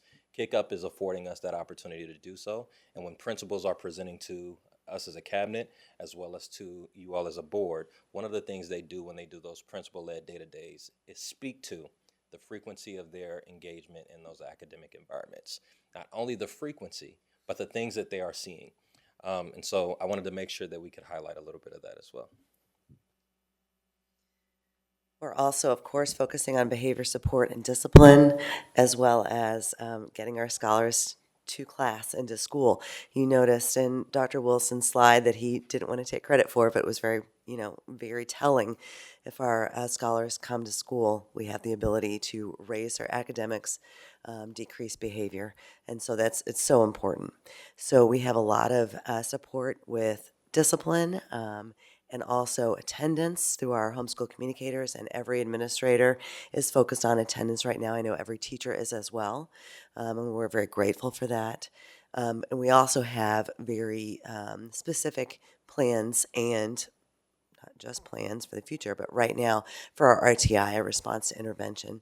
And so students who need that Tier 2 support, we expect quality Tier 1 instruction, of course, in the classroom. If we need a little bit more, we have that in our RTI classes. RTI is a time that we do iReady, and we do those lessons, but it also is a time to intervene for teachers. And so we have more time for that one-on-one time. I think one of the things about RTI that is extremely important to address is that it's individualized. So when we talk about response to intervention, yes, we do have whole group interventions that take place, but we also designate specific time to work one-on-one with students. each student, as we have been talking all year long about growth, moves at a different rate, at a different pace, with varying supports that are needed for them. And so the focus within that RTI model is not only, here is this whole group intervention that we're doing for everyone, but it is also taking the data that we're getting for each individual student and building a very specific plan for each scholar. And so we wanted to make sure that we highlighted that as a part of that RTI, because as we speak about it, it sounds like at times it could be in a large general setting, but it is also one-on-one, working with students and getting at the specific needs of each student. So I want to just make sure to highlight that as well. We had a meeting with our principals on January 4th about APR, MAP, EOC data, and it was a lot. Our principals were very willing to receive feedback and partner with us and with each other about collaboration and moving forward. We have a document with all of their ideas to help each other. Sometimes, as a former principal, and Mr. Moore and I can both tell you, and Ms. Adams, you think you're all on your own. And so if I say, well, Mr. Moore is doing this, I can do that, it really helps. It's not so much out of the realm of I can never do this. And so it's really going to be a team effort with them to come up with things that can strengthen. And we have the iReady diagnostic coming up on the 16th, I think, 16th to the 22nd. I already have schools emailing all of their rah-rah, go team kind of plans, like every day is a different spirit day. We love spirit days, elementary and middle especially. Wear red to do great on iReady. They're already planning these things, we're already planning, really getting our community and our parents involved. We sent letters home to parents saying, this is why it's so important to do your best on iReady. This is why it's so important. We know it's so important to do well on MAP, but it's so important to do well on iReady. So we really have that kind of community vibe going on with that. All right. So I also want to address this because this is work in progress and that will continuously be ongoing, and that is the high growth teachers. One of the things that we have frequently said is that we are very data rich and action poor. And one of the things that we know is the most impactful to our scholars is our teachers' performance. And so what we have started down is identifying and working through committees, as well as with our administrators and with our teachers, to say, what does a highly effective teacher consist of? And they're not just one thing. They're not just a set of data of the student. It is the qualitative information as well. It is the relationships that exist. And so what we're currently building right now is, and working alongside our administrators, our coordinators, our teachers, to try to address is, what are all those elements that go into highly effective and high growth teachers who are moving our students? Because one of the things that's important is we have amazing teachers in every single one of our buildings. And that does not mean that the outcomes for their students meet that level of here is achievement or status all the time. But they replicate that data over and over, growing students 2 and 3 years at a time, but maybe not hitting that mark of, hey, that's a proficient student. And so what we have to do and what we are responsible for doing is capturing what are those things that are happening and what are the actions that those teachers are displaying to support the scholars in their individual journey. And in addition to that, how can we start to work alongside those teachers to build the capacity of those around them, to build our capacity to support additional educators within our district? And so I say that that work is ongoing and continuing. We're doing a lot of work with our psychometrician to make sure that as we look at data, that data is accurate, relevant, but we're also working with our teachers to say, hey, there are some things that we can't capture in data sets. What is your relationship with your scholar like? What are some of the things that we would see that would indicate that those relationships are positive? And so we want to make sure that we are looking at the whole teacher, the whole student, the whole circumstance to determine how are we starting this process of building capacity through teachers? And that is our high growth teacher indicator. And so I wanted to make sure to discuss that as well. And scholar support, it's so kind of wide and open, but we do a lot of things to support our scholars. One thing that we're going to do during parent-teacher conferences is that we have a one-pager that explains what is the MAP. You have to take it every year, but what is it really? What is iReady? Why is it so important? What do these things mean to me and my parents or guardians or family or community? And why is this important? It's not one more thing that we're throwing at you. We're supporting you by sharing with you and being really honest with our scholars about why are we making you do this and why is it important? And I don't think we do that enough with kids. We just say do this and you just have to be able to get through it or not. So I think just having that conversation with our scholars and our families is going to be really important. And our administrators and our teachers and our staff do so many things day in and day out to support our scholars. Like Mr. Moore was talking about our RTI individualized. We could tell you thousands of stories of individualized support for our scholars. And so we continue to meet them where they are and expect great things from them always, every day, and help them to reach their goals. Any questions?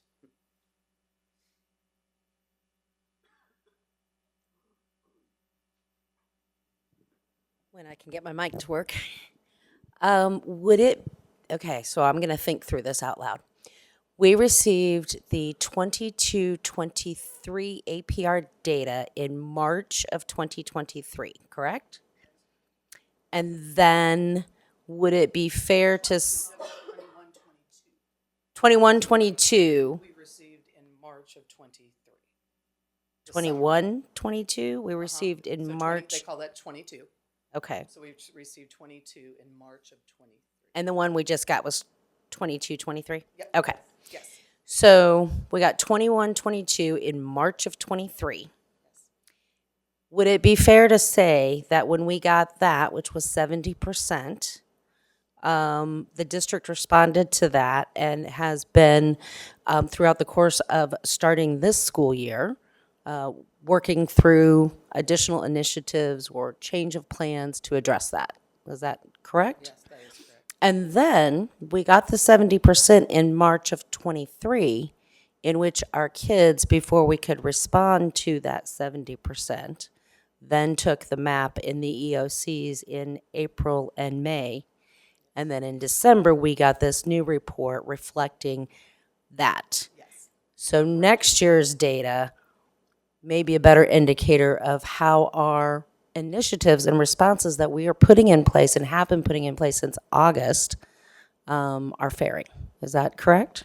I would say that's fair. Some. Our change of plans, there were some change of plans, but really it was about growth, right? So maybe we didn't need to change plans. Maybe we just need to do something better and more.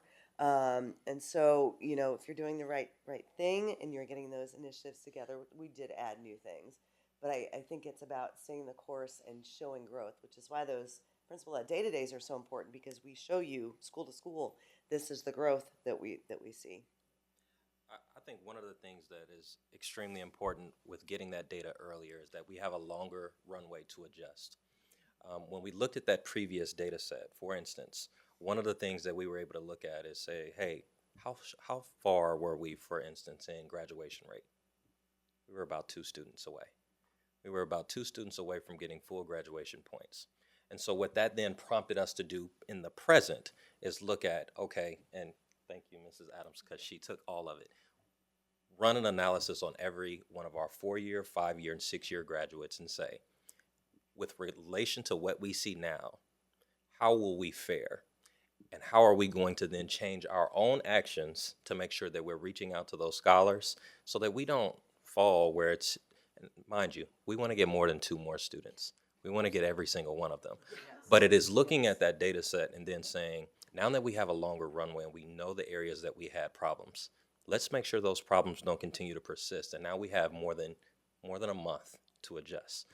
And so that is why we are absolutely thankful for getting it sooner, but also doing the work to say, based on the data, how are we changing some of our own actions? I believe Dr. Yearwood has a comment. Yes, also I want to add that initiatives take about 3 to 5 years to really take hold. So as we're looking at initiatives and we're adjusting, it's going to take us a bit. This is really our second year of really having iReady and really paying attention to data. So, the first year it was, well, what's this? What's this data? Now it's like, oh, okay, now we have iReady, and guess what? We can use the data. So it's going to take us, I would say, about another year to really start honing in on what we need to. We are improving, not at the rate we want to, but again, next year would be mark our third year, and that's when we really expect to start seeing some changes that are necessary systemically for that. So that's a great question. Yeah, I think, and I don't want to give the illusion that we have a lot of work to do. There's no doubt about that. I wouldn't want to give the illusion that I would expect us to go from 70.1% to 92.3 just because we did a few new things this year. And I agree with you. It's not necessarily always about doing something new. It's about doing the things that work and doing them well. And so, I'm looking forward. I have every confidence in this team that we will see improvements next year. Absolutely. And that's exciting to see. Ms. Snodgrass and then Mr. Lyman. Great. Thank you, everyone, for all the information.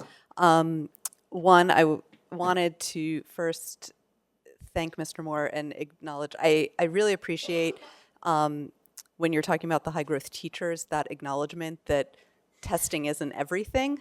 It's really important, and obviously the state believes it's really important, and we need to make it and be meeting those standards. And also we know there's so much else, and sometimes those relationships are the things that might be just keeping that student in school, even if they're not quite at that achievement level yet, but that gives them a chance to get there. And so I'm really thankful that we are acknowledging that and recognizing that and looking at that as part of it, as kind of a more holistic look at our teachers and our scholars. So thank you for mentioning it, and thank you to the whole team for sort of including that in part of what's getting looked at. In relation to the actual test scores, though,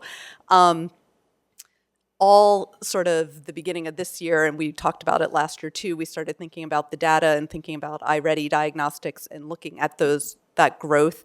And I know part of that was with the idea that this could be an indicator to predict how we might do on the map. And I'm curious, now that we actually have the map scores and we have that iReady final diagnostic that had been done from last year, are we actually seeing that correlation, or are there places where things need to be tweaked, or how are we addressing that where it might or might not match up? Yeah, so the first step in addressing it is paying attention to it, right? It's not just what we did right now, it's what we did right now in comparison to what we did last year at this time. So in the fall, one of the things that the principals were responsible for doing was communicating with their staff and with their parents, everybody, about basically how they started last fall and how they started this fall, knowing that many of their kids were new, especially at middle school and high school. But at that first growth check, we also compared to the first growth check from last year, and what we saw was basically the same data. I mean, it was so close that I actually double checked it because it was literally exactly the same. And so we started talking with the principals and we're like, hey guys, if we continue on this trend, our proficiency rates will be exactly the same at the end of this year as where we started, as we had last year. So that's the first thing. So if we're going to improve, that gap needs to widen. We need to do better. What we do know is that we were within 2 to 3 percentage points in both English and in math at the end of the year with how we resulted in MAP across the district. And now there were some exceptions, here and there. There's always going to be some variation in the data, but it was extremely close. And because of that, we know that it is a very, very strong predictor of how kids will do on the map. Does that answer your question?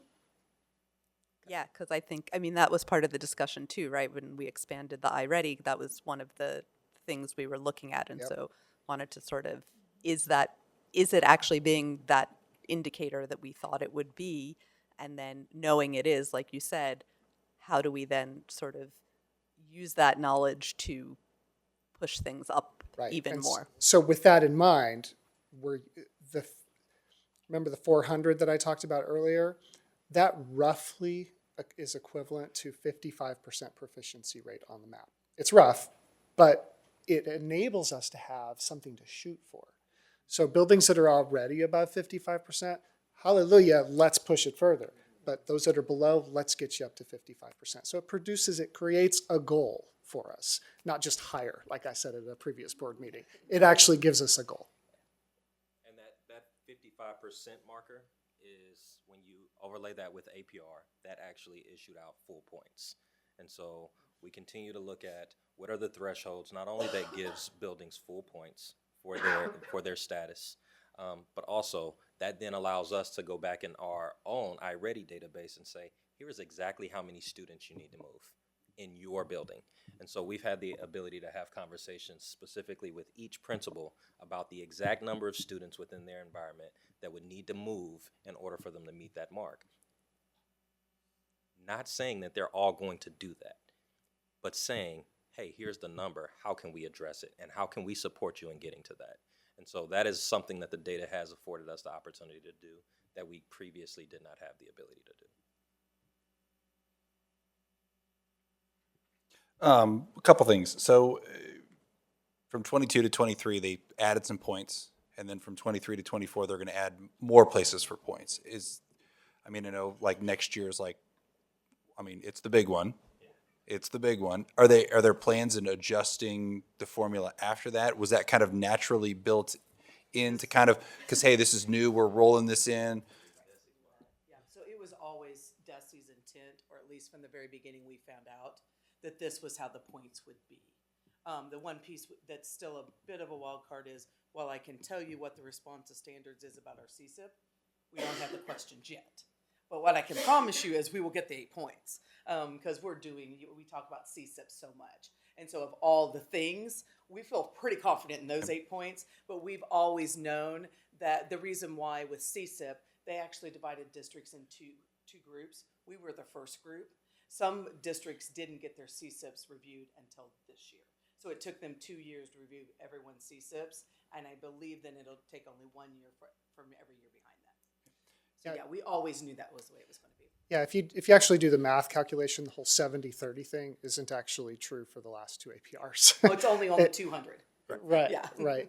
It's just the last one. So that was number one. Then number 2A and 2B, I guess, is, I know that the district's going to continue to do everything we can to develop, our teachers, to identify those high growth teachers, have those folks get paired up with teachers that need more support. I know that we're going to do all that, but at the end of the day, it seems like there's two things that are going to make this work: kids getting to school and kids taking these tests seriously.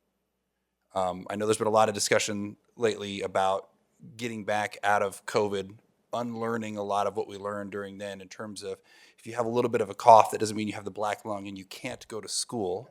I understand, we want to stay safe and we want to keep that out of the schools, but you still, going to school is important. And then when you do go to school, let's say you're in high school and, you kind of have got it mastered what's going on in English or math today, that doesn't mean you don't go to class. You still need to go to class and set that example, maybe help out another student in class.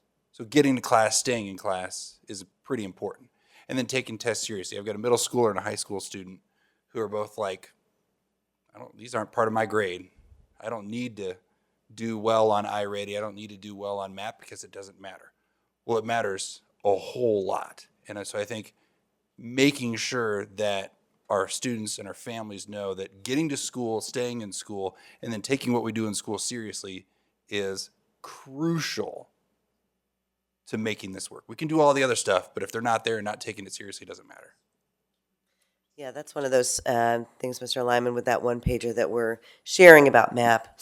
In high school, of course, we'll share about EOC and the importance of doing really well on those, and just being able to partner with our communities and our guardians about this and getting some help from them, honestly. Yeah. Said it a lot. It's a group project. Moms and dads and guardians and everybody at home is a big part of that. So we've got to keep this rolling. So.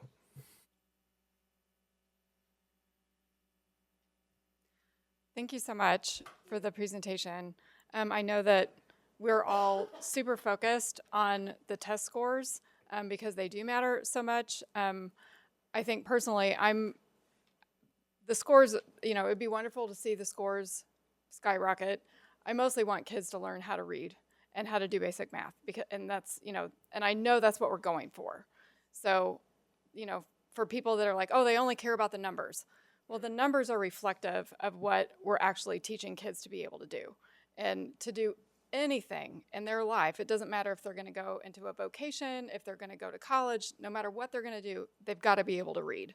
So, it's just my little plug for public school education and that it matters.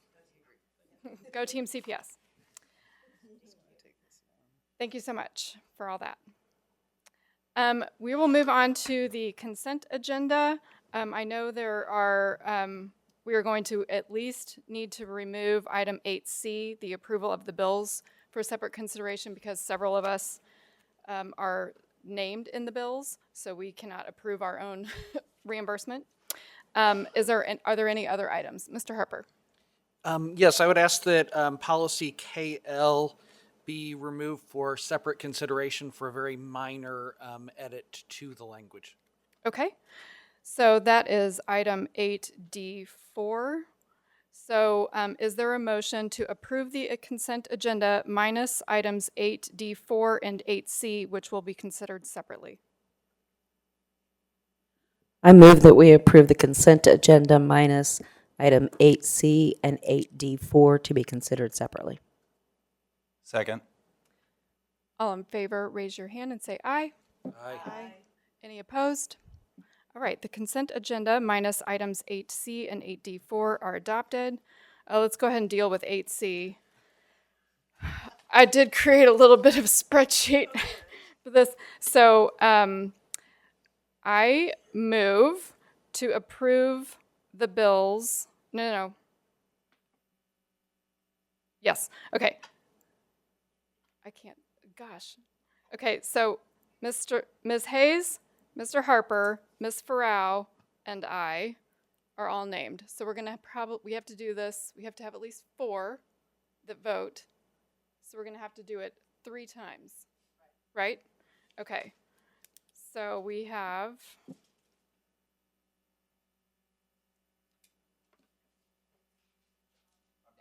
okay, so you two and us. Okay, so but there's 4. Okay, so okay, I move to approve the bills except for the ones reimbursing Mr. Harper and Ms. Farrow. Second. So if they are not being, They can vote, the 2 of you cannot vote. Okay.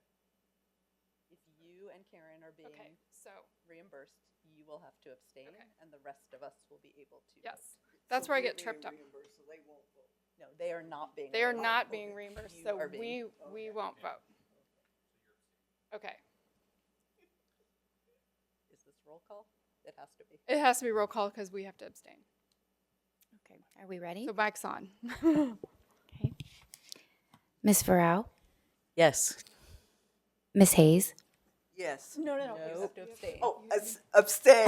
Yes, I missed this. Abstain. Okay, thank you. it's fine. Mr. Harper, Yes. Mr. Lyman, Yes. Ms. Snodgrass, Yes. Ms. Waters. Abstain. Okay, so then I need a motion. You go ahead. You're on top. Okay. I move to approve the remaining bills, which should just be the reimbursements to the 2 of you, to Mr. Harper and Ms. Farrow. Second. Ms. Farrow, Abstain. Ms. Hayes, Yes. Mr. Harper, I abstain. Mr. Lyman, Yes. Ms. Snodgrass, Yes. Ms. Waters. Yes. Every time. Okay, and then item 8C, I'm sorry, item 8D4. Mr. Harper, would you like to state your proposed amendment? Yes. I move to add the words "or designee" in numbered paragraphs 3 and 4, after the second instance of the words executive director in paragraph 3, and after the second instance of the words chief schools officer in paragraph 4. Second. And just as background, I was talking to Dr. Yearwood about this, and that gives the administration more. Well, let me back up. The reason for this change in the first place was because we had changed some administrative positions, so we needed to change those positions within this policy. As you know, it's something we've been doing on a number of policies. And as I was talking to Dr. Yearwood, to allow for somebody else other than that person to actually sign the letters, say, for example, for absences or for other reasons, we are requesting that we add the word "or designee" to the person who would sign those letters, so that it doesn't have to be an individual person. It could be designated within the department that needs to sign the letter. So in summary, this gives those district administrators a little bit more flexibility in how they handle things just within their department. Correct. Okay. President Waters, can I add something? Of course. It also allows human resources to investigate when need be, depending on if that, executive director, whoever is named in some kind of complaint, then human resources may need to take over. Okay. Is there any further discussion? Okay. Let's go ahead and do a roll call vote. Okay. All right, Mr. Lyman, Yes. Mr. Harper, Yes. Ms. Hayes, Yes. Ms. Farrow, Yes. Ms. Snodgrass, Yes. Ms. Waters. Yes. Okay. Everything on the consent agenda has been taken care of. We'll move on to new business. And the first, we voted for it minus those 2 items. Yeah, and now we just finished those 2 items. Ooh, I'm glad someone else does that besides me. No, that's okay. I don't know why you would think I wouldn't know what I'm doing, why I would be on the wrong thing. It's totally okay. Okay, the next item of business is to do the consideration of the notice of election and sample ballot. Is there a motion to approve the sample ballot? I move we approve the sample ballot for the April 2nd, 2024 school board election. Second. So the official ballot says that notice is given hereby to the electors of the School District of Columbia, Boone County, Missouri, that the annual school election will be held in said district on General Municipal Election Day, Tuesday, the 2nd day of April, 2024, commencing at 6 o'clock in the morning, closing at 7 o'clock p.m. on said date for the purpose of submitting to the qualified electors of said district the following, and the two, so it's for the School District of Columbia in Boone County, Missouri. It's on the 2nd day of April, Tuesday, 2024, and it is for school board directors, and the public will get to choose 2 people to serve a 3-year term, and the candidates are Jean Snodgrass, who's right here, Alvin Cobbins, and John Thomas Potter. So we need to do a roll call vote to approve that ballot. Is there any discussion? Thank you for everyone who chose to enjoy this campaign season. All right, Ms. Hayes, Yes. Ms. Farrow, Yes. Mr. Lyman, Yes. Mr. Harper, Yes. Ms. Snodgrass, I'll abstain. and Ms. Waters. Yes. Okay. And now the consideration of the budget parameters. Is there a motion to approve the budget parameters as presented? I so move. Is there a second? Second. All right, we'll have some discussion. Ms. MacArthur, what would you like to say about the parameters? So our budget parameters are overarching guidelines that's going to guide our process throughout this budget season. And so there's a preface on the first page of this document that's up on the screen here that kind of outlines where our revenues are and what the money is that we have to work within for our expenditures for the budget season. Maybe. There it is. There. Yes. And so there's 5 overarching budget parameters, and we've linked each one of these items on page 2 of this document to our CSIP, or our Continuing School Improvement Plan goals. And so the number 1, again, is the Board of Education will consider building, program, and departmental budget requests in a manner that prioritizes student achievement. And student achievement, of course, is our CSIP goal number 3. We're going to continue to prioritize budget additions and reductions, reviewing them based on need and equity, and align with our CSIP and our district statement of equity. Number 2, we a modified zero-based budget approach will continue focusing efforts on analyzing and prioritizing building budgets intentionally and specifically. That means each building, department, coordinator, budget all have their own budgets, and they have the autonomy to build those budgets how they see fit. So if they have building goals which are strategically aligned with our district-wide goals, that they can build their zero-based budgets to align with those goals and make sure that they're meeting those goals.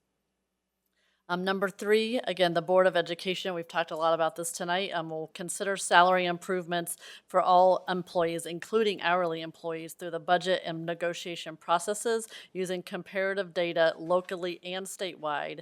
And that this is important because we not only have our comparative district data that we pull based on size and demographic of other school districts, but we also pull data like Ms. Holes talked about in her recruitment and retention plan locally as well. And so those are 2 different data sets that we're comparing and that we're pulling data from, but we want to make sure that the beginning salary is in the top half of those comparison districts without reduction of staffing and continued focus on classroom supports. And then our as she showed you also in the recruitment and retention report, we do still have positions that remain. And so our support staff is also very important to be able to support our classroom teachers. And so we'll continue to focus on hourly schedules. Last year, we got to the starting salary of $15 an hour. And so we'd like to continue to make movement on that with an additional $1 on the base of those salary schedules as well to get to the $16 per hour, which will allow additional support for classrooms and allow the district to remain competitive in a tight labor market. And all the recruitment and retention information is CSIP goal number 2. And tied to that as well is the Board of Education will consider employee benefit programs for eligible employees through the budget and negotiation processes as well. Again, that's goal number 2. Number 5 is the minimum fund balance of 3 months of expenditures will be reflected in the 5-year model based on the current and projected future total revenue and expenditures. And so controlled spending and reasonable revenue projections will ensure financial integrity. That is CSIP goal number 1 and indicator 1.1. And then our capital projects budgets will be allocated and prioritized based on guidance from the Long Range Facilities Planning Committee with emphasis on growth, safety and security issues, ADA compliance, and maintaining existing facilities, including addressing deferred maintenance needs. And capital projects budgets will include operational budget impact projections. Again, CSIP goal number 1, and I think we've heard several of those items in some of the discussion that we've already had tonight as well.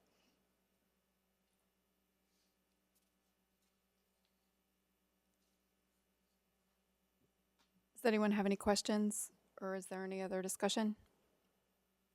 Okay, we have a motion and a second to approve the parameters. We'll do a roll call vote. Okay. Mr. Lyman? Yes. Ms. Farrow? Yes. Mr. Harper? Yes. Ms. Hayes? Yes. Ms. Snodgrass? Yes. Ms. Waters? Yes. Okay, the budget parameters have been adopted, and now we will consider the 24-25 budget priorities. Is there a motion to approve those as presented? I so move. Is there a second? Second. Okay, we'll need some discussion on this probably. Yes, Go ahead. of course. And so we had, again, Finance Committee had a robust discussion on this again last week at the Finance Committee. Mr. Lyman and Mr. Harper were both there, and I appreciate any input that they can give as well. But the main thing I want to emphasize is that all of the presentations that you've seen tonight are all directly linked to our CSIP, our Continuous School Improvement Plan. And so our budget, and when we're making decisions to make additions and reductions and the underlying guidelines and priorities for our budget, those are all supporting our district's CSIP and those goals that we talk about every meeting. Again, number one, and these are in no particular order except for number one, I do want to say this is always going to be number one because our salaries and benefits are 80% of our budget. It touches every single student. It touches every single employee in our district.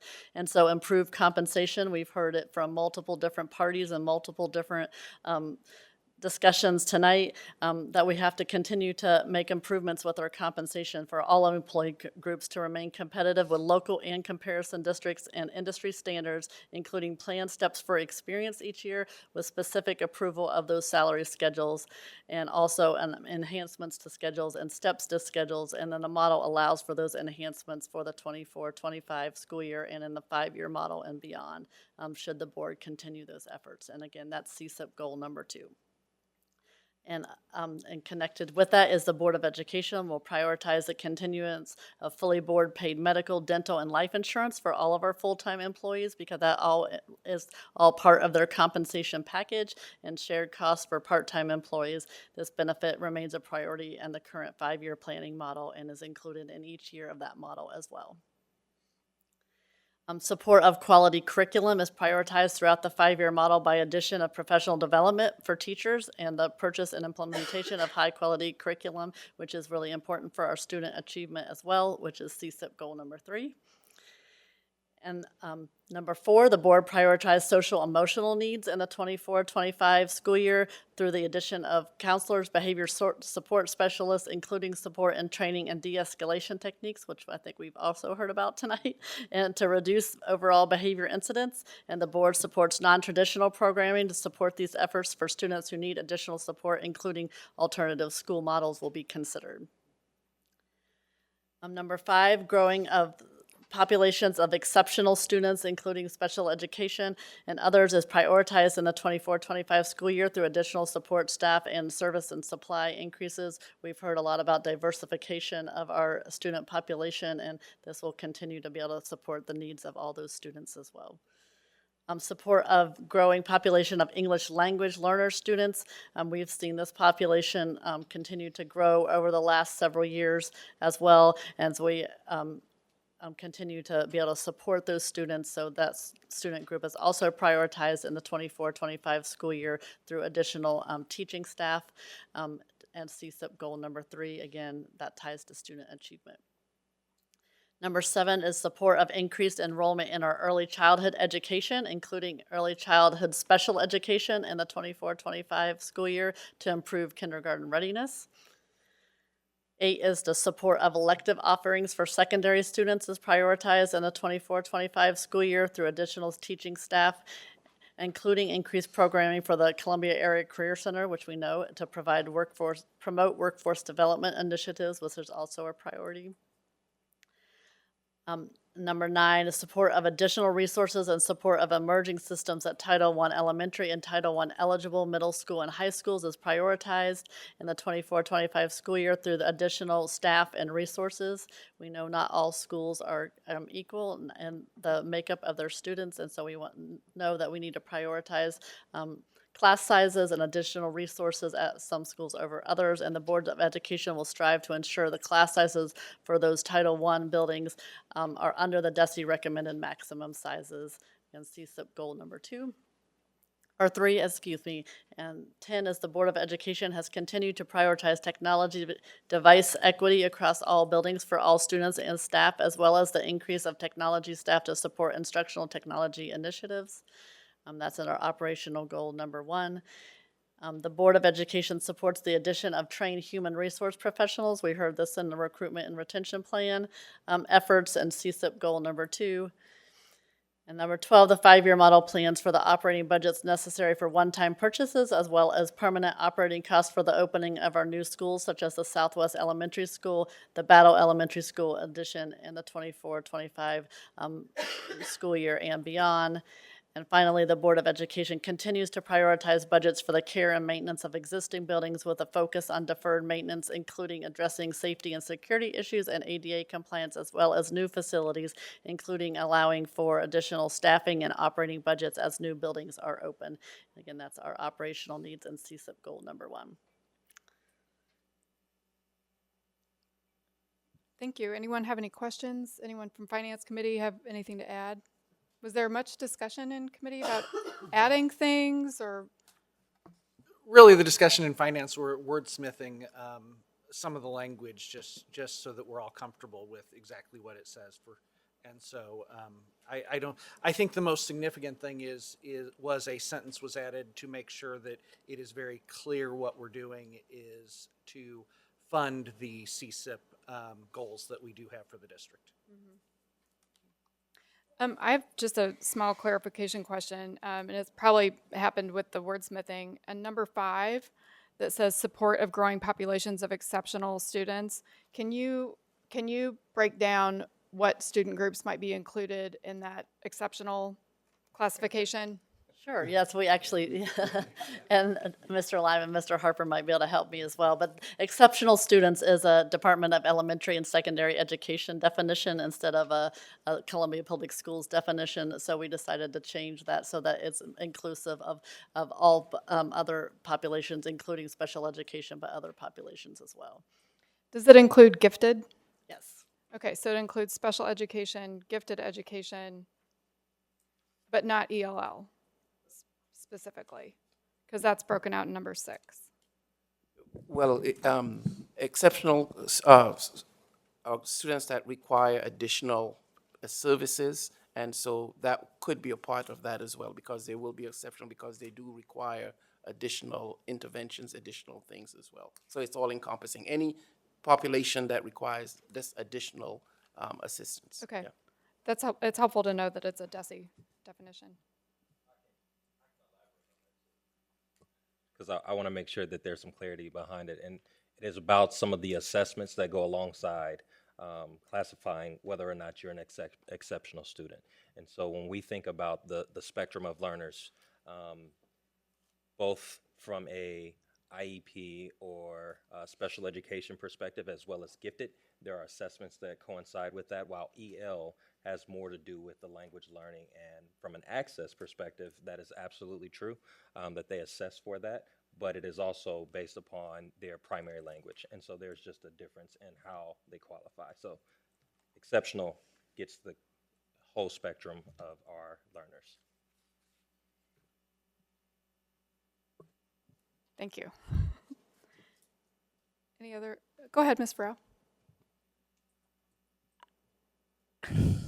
It's probably something I should have asked earlier, because I know we've been working on this. These are we have so many documents that are called the same thing. These are our budget priorities. Correct. Right? And we have a lot of these that and they're in no particular order, like you said, but a lot of the priorities mention additional staff, additional staff, additional staff, additional staff. At this point, we're not actually approving additional positions. That normally comes in the future, I think, if I recall, around April. But with that, in this document, is that something that was accounted for in your finance update that you gave at the beginning? So this is the beginning, and once this document will actually appear in the actual final budget document. And so we're just now starting the accumulation as we just start meeting with our individual building and department leaders, and they bring forward all the requests. And at some point, because we get many every year, right, there has to be a prioritization process. So approving these priorities at the beginning of the process allows us, as we receive those requests each year, to go through those and be able to tie them back to our CSIP and back to our budget priorities and parameters, and through a prioritization process. And then each month, March will be the next month, you'll get a revenue update, you'll get one-time additions, and normally by April, then you get the recurring additions. And so the first time you'll see the recurring additions of the additions that cabinet prioritizes, once we receive and then bring to your level. And then again, it will we'll continue to refine that process from April and through June until the final budget document is approved. Does that, do those, once you get that information from your buildings, is that then taken back to the finance committee as well? Or does it just come straight to us?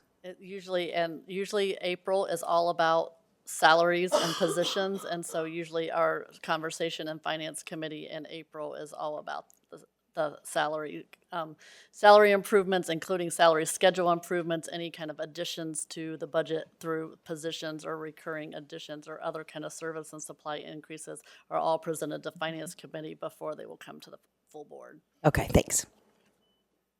Yes, for me, it was, looking at this, it was not. There was some discussion about, if everything's a priority, nothing's a priority. But this was more about, we have our CSIP, how are we going to pay to execute the CSIP? And specifically making sure that everything in here has a related goal on the CSIP so that we could say, this is how we're going to pay for it.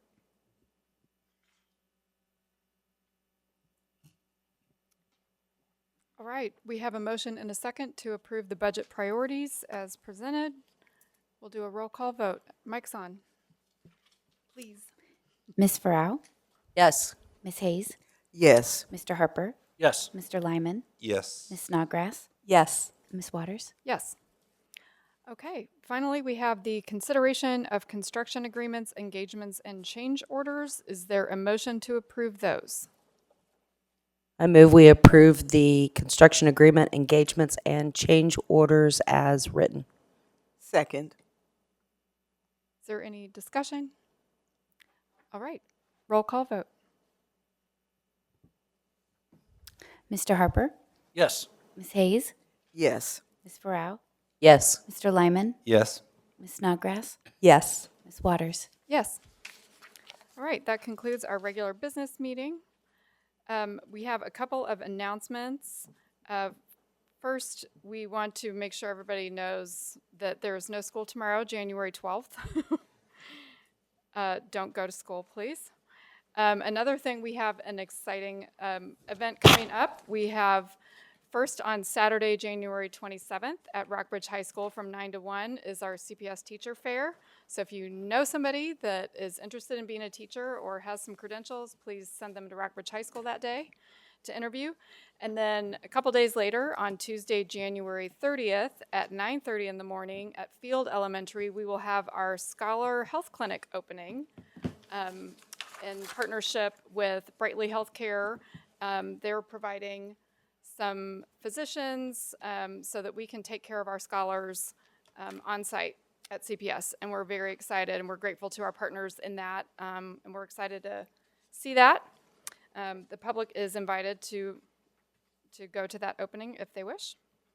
And then, does anyone else have any announcements? Go ahead, Ms. Farrow. Since we don't have school tomorrow on January 12th, people might forget that we also do not have school on Monday, January 15th for Martin Luther King Day. That is a good point. So the next 2 days, kids, no school.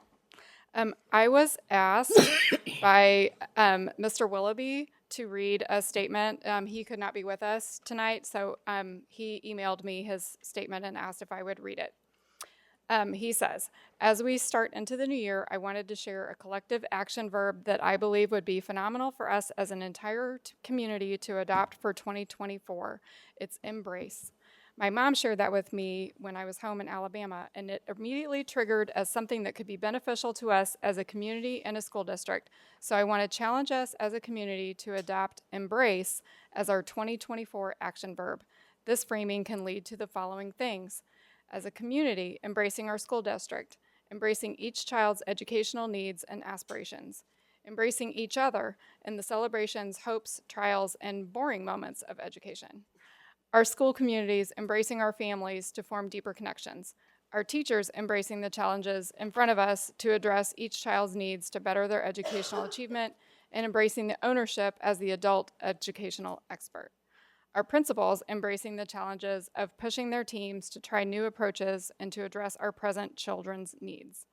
our administrators embracing deeper avenues of engagement that foster support networks between all of our constituents, our students to embrace an enjoyment and ownership of their own educational aspirations, our parents embracing a focus on their child's education and supporting their child's school with helping each child have a quality educational environment, our entire community embracing the need to have communal ownership of our schools and helping address each child's educational needs to aid them in achieving. And overall, for each of us to embrace the communal ownership of our schools by holding a never-ending flame to provide care, support, time, grace, and engagement to each child. That is my challenge to us as a community, and I hope we can, as a whole, take on the challenge to fully operate in an active space of embracing education in 2024 to ensure a better future for our kids. That was from Mr. Willoughby. Does anyone else have anything? All right. Jean is on the radio tomorrow. Thank you. And Jean is also this month's board responder. So listen, KFRU at 8:25, 8:30? 8:30. All right, good luck. All right, is there a motion to adjourn? Move to adjourn. Second. All in favor, raise your hand and say aye. Aye. Aye. Any opposed? You're overruled. Just kidding. We're adjourned.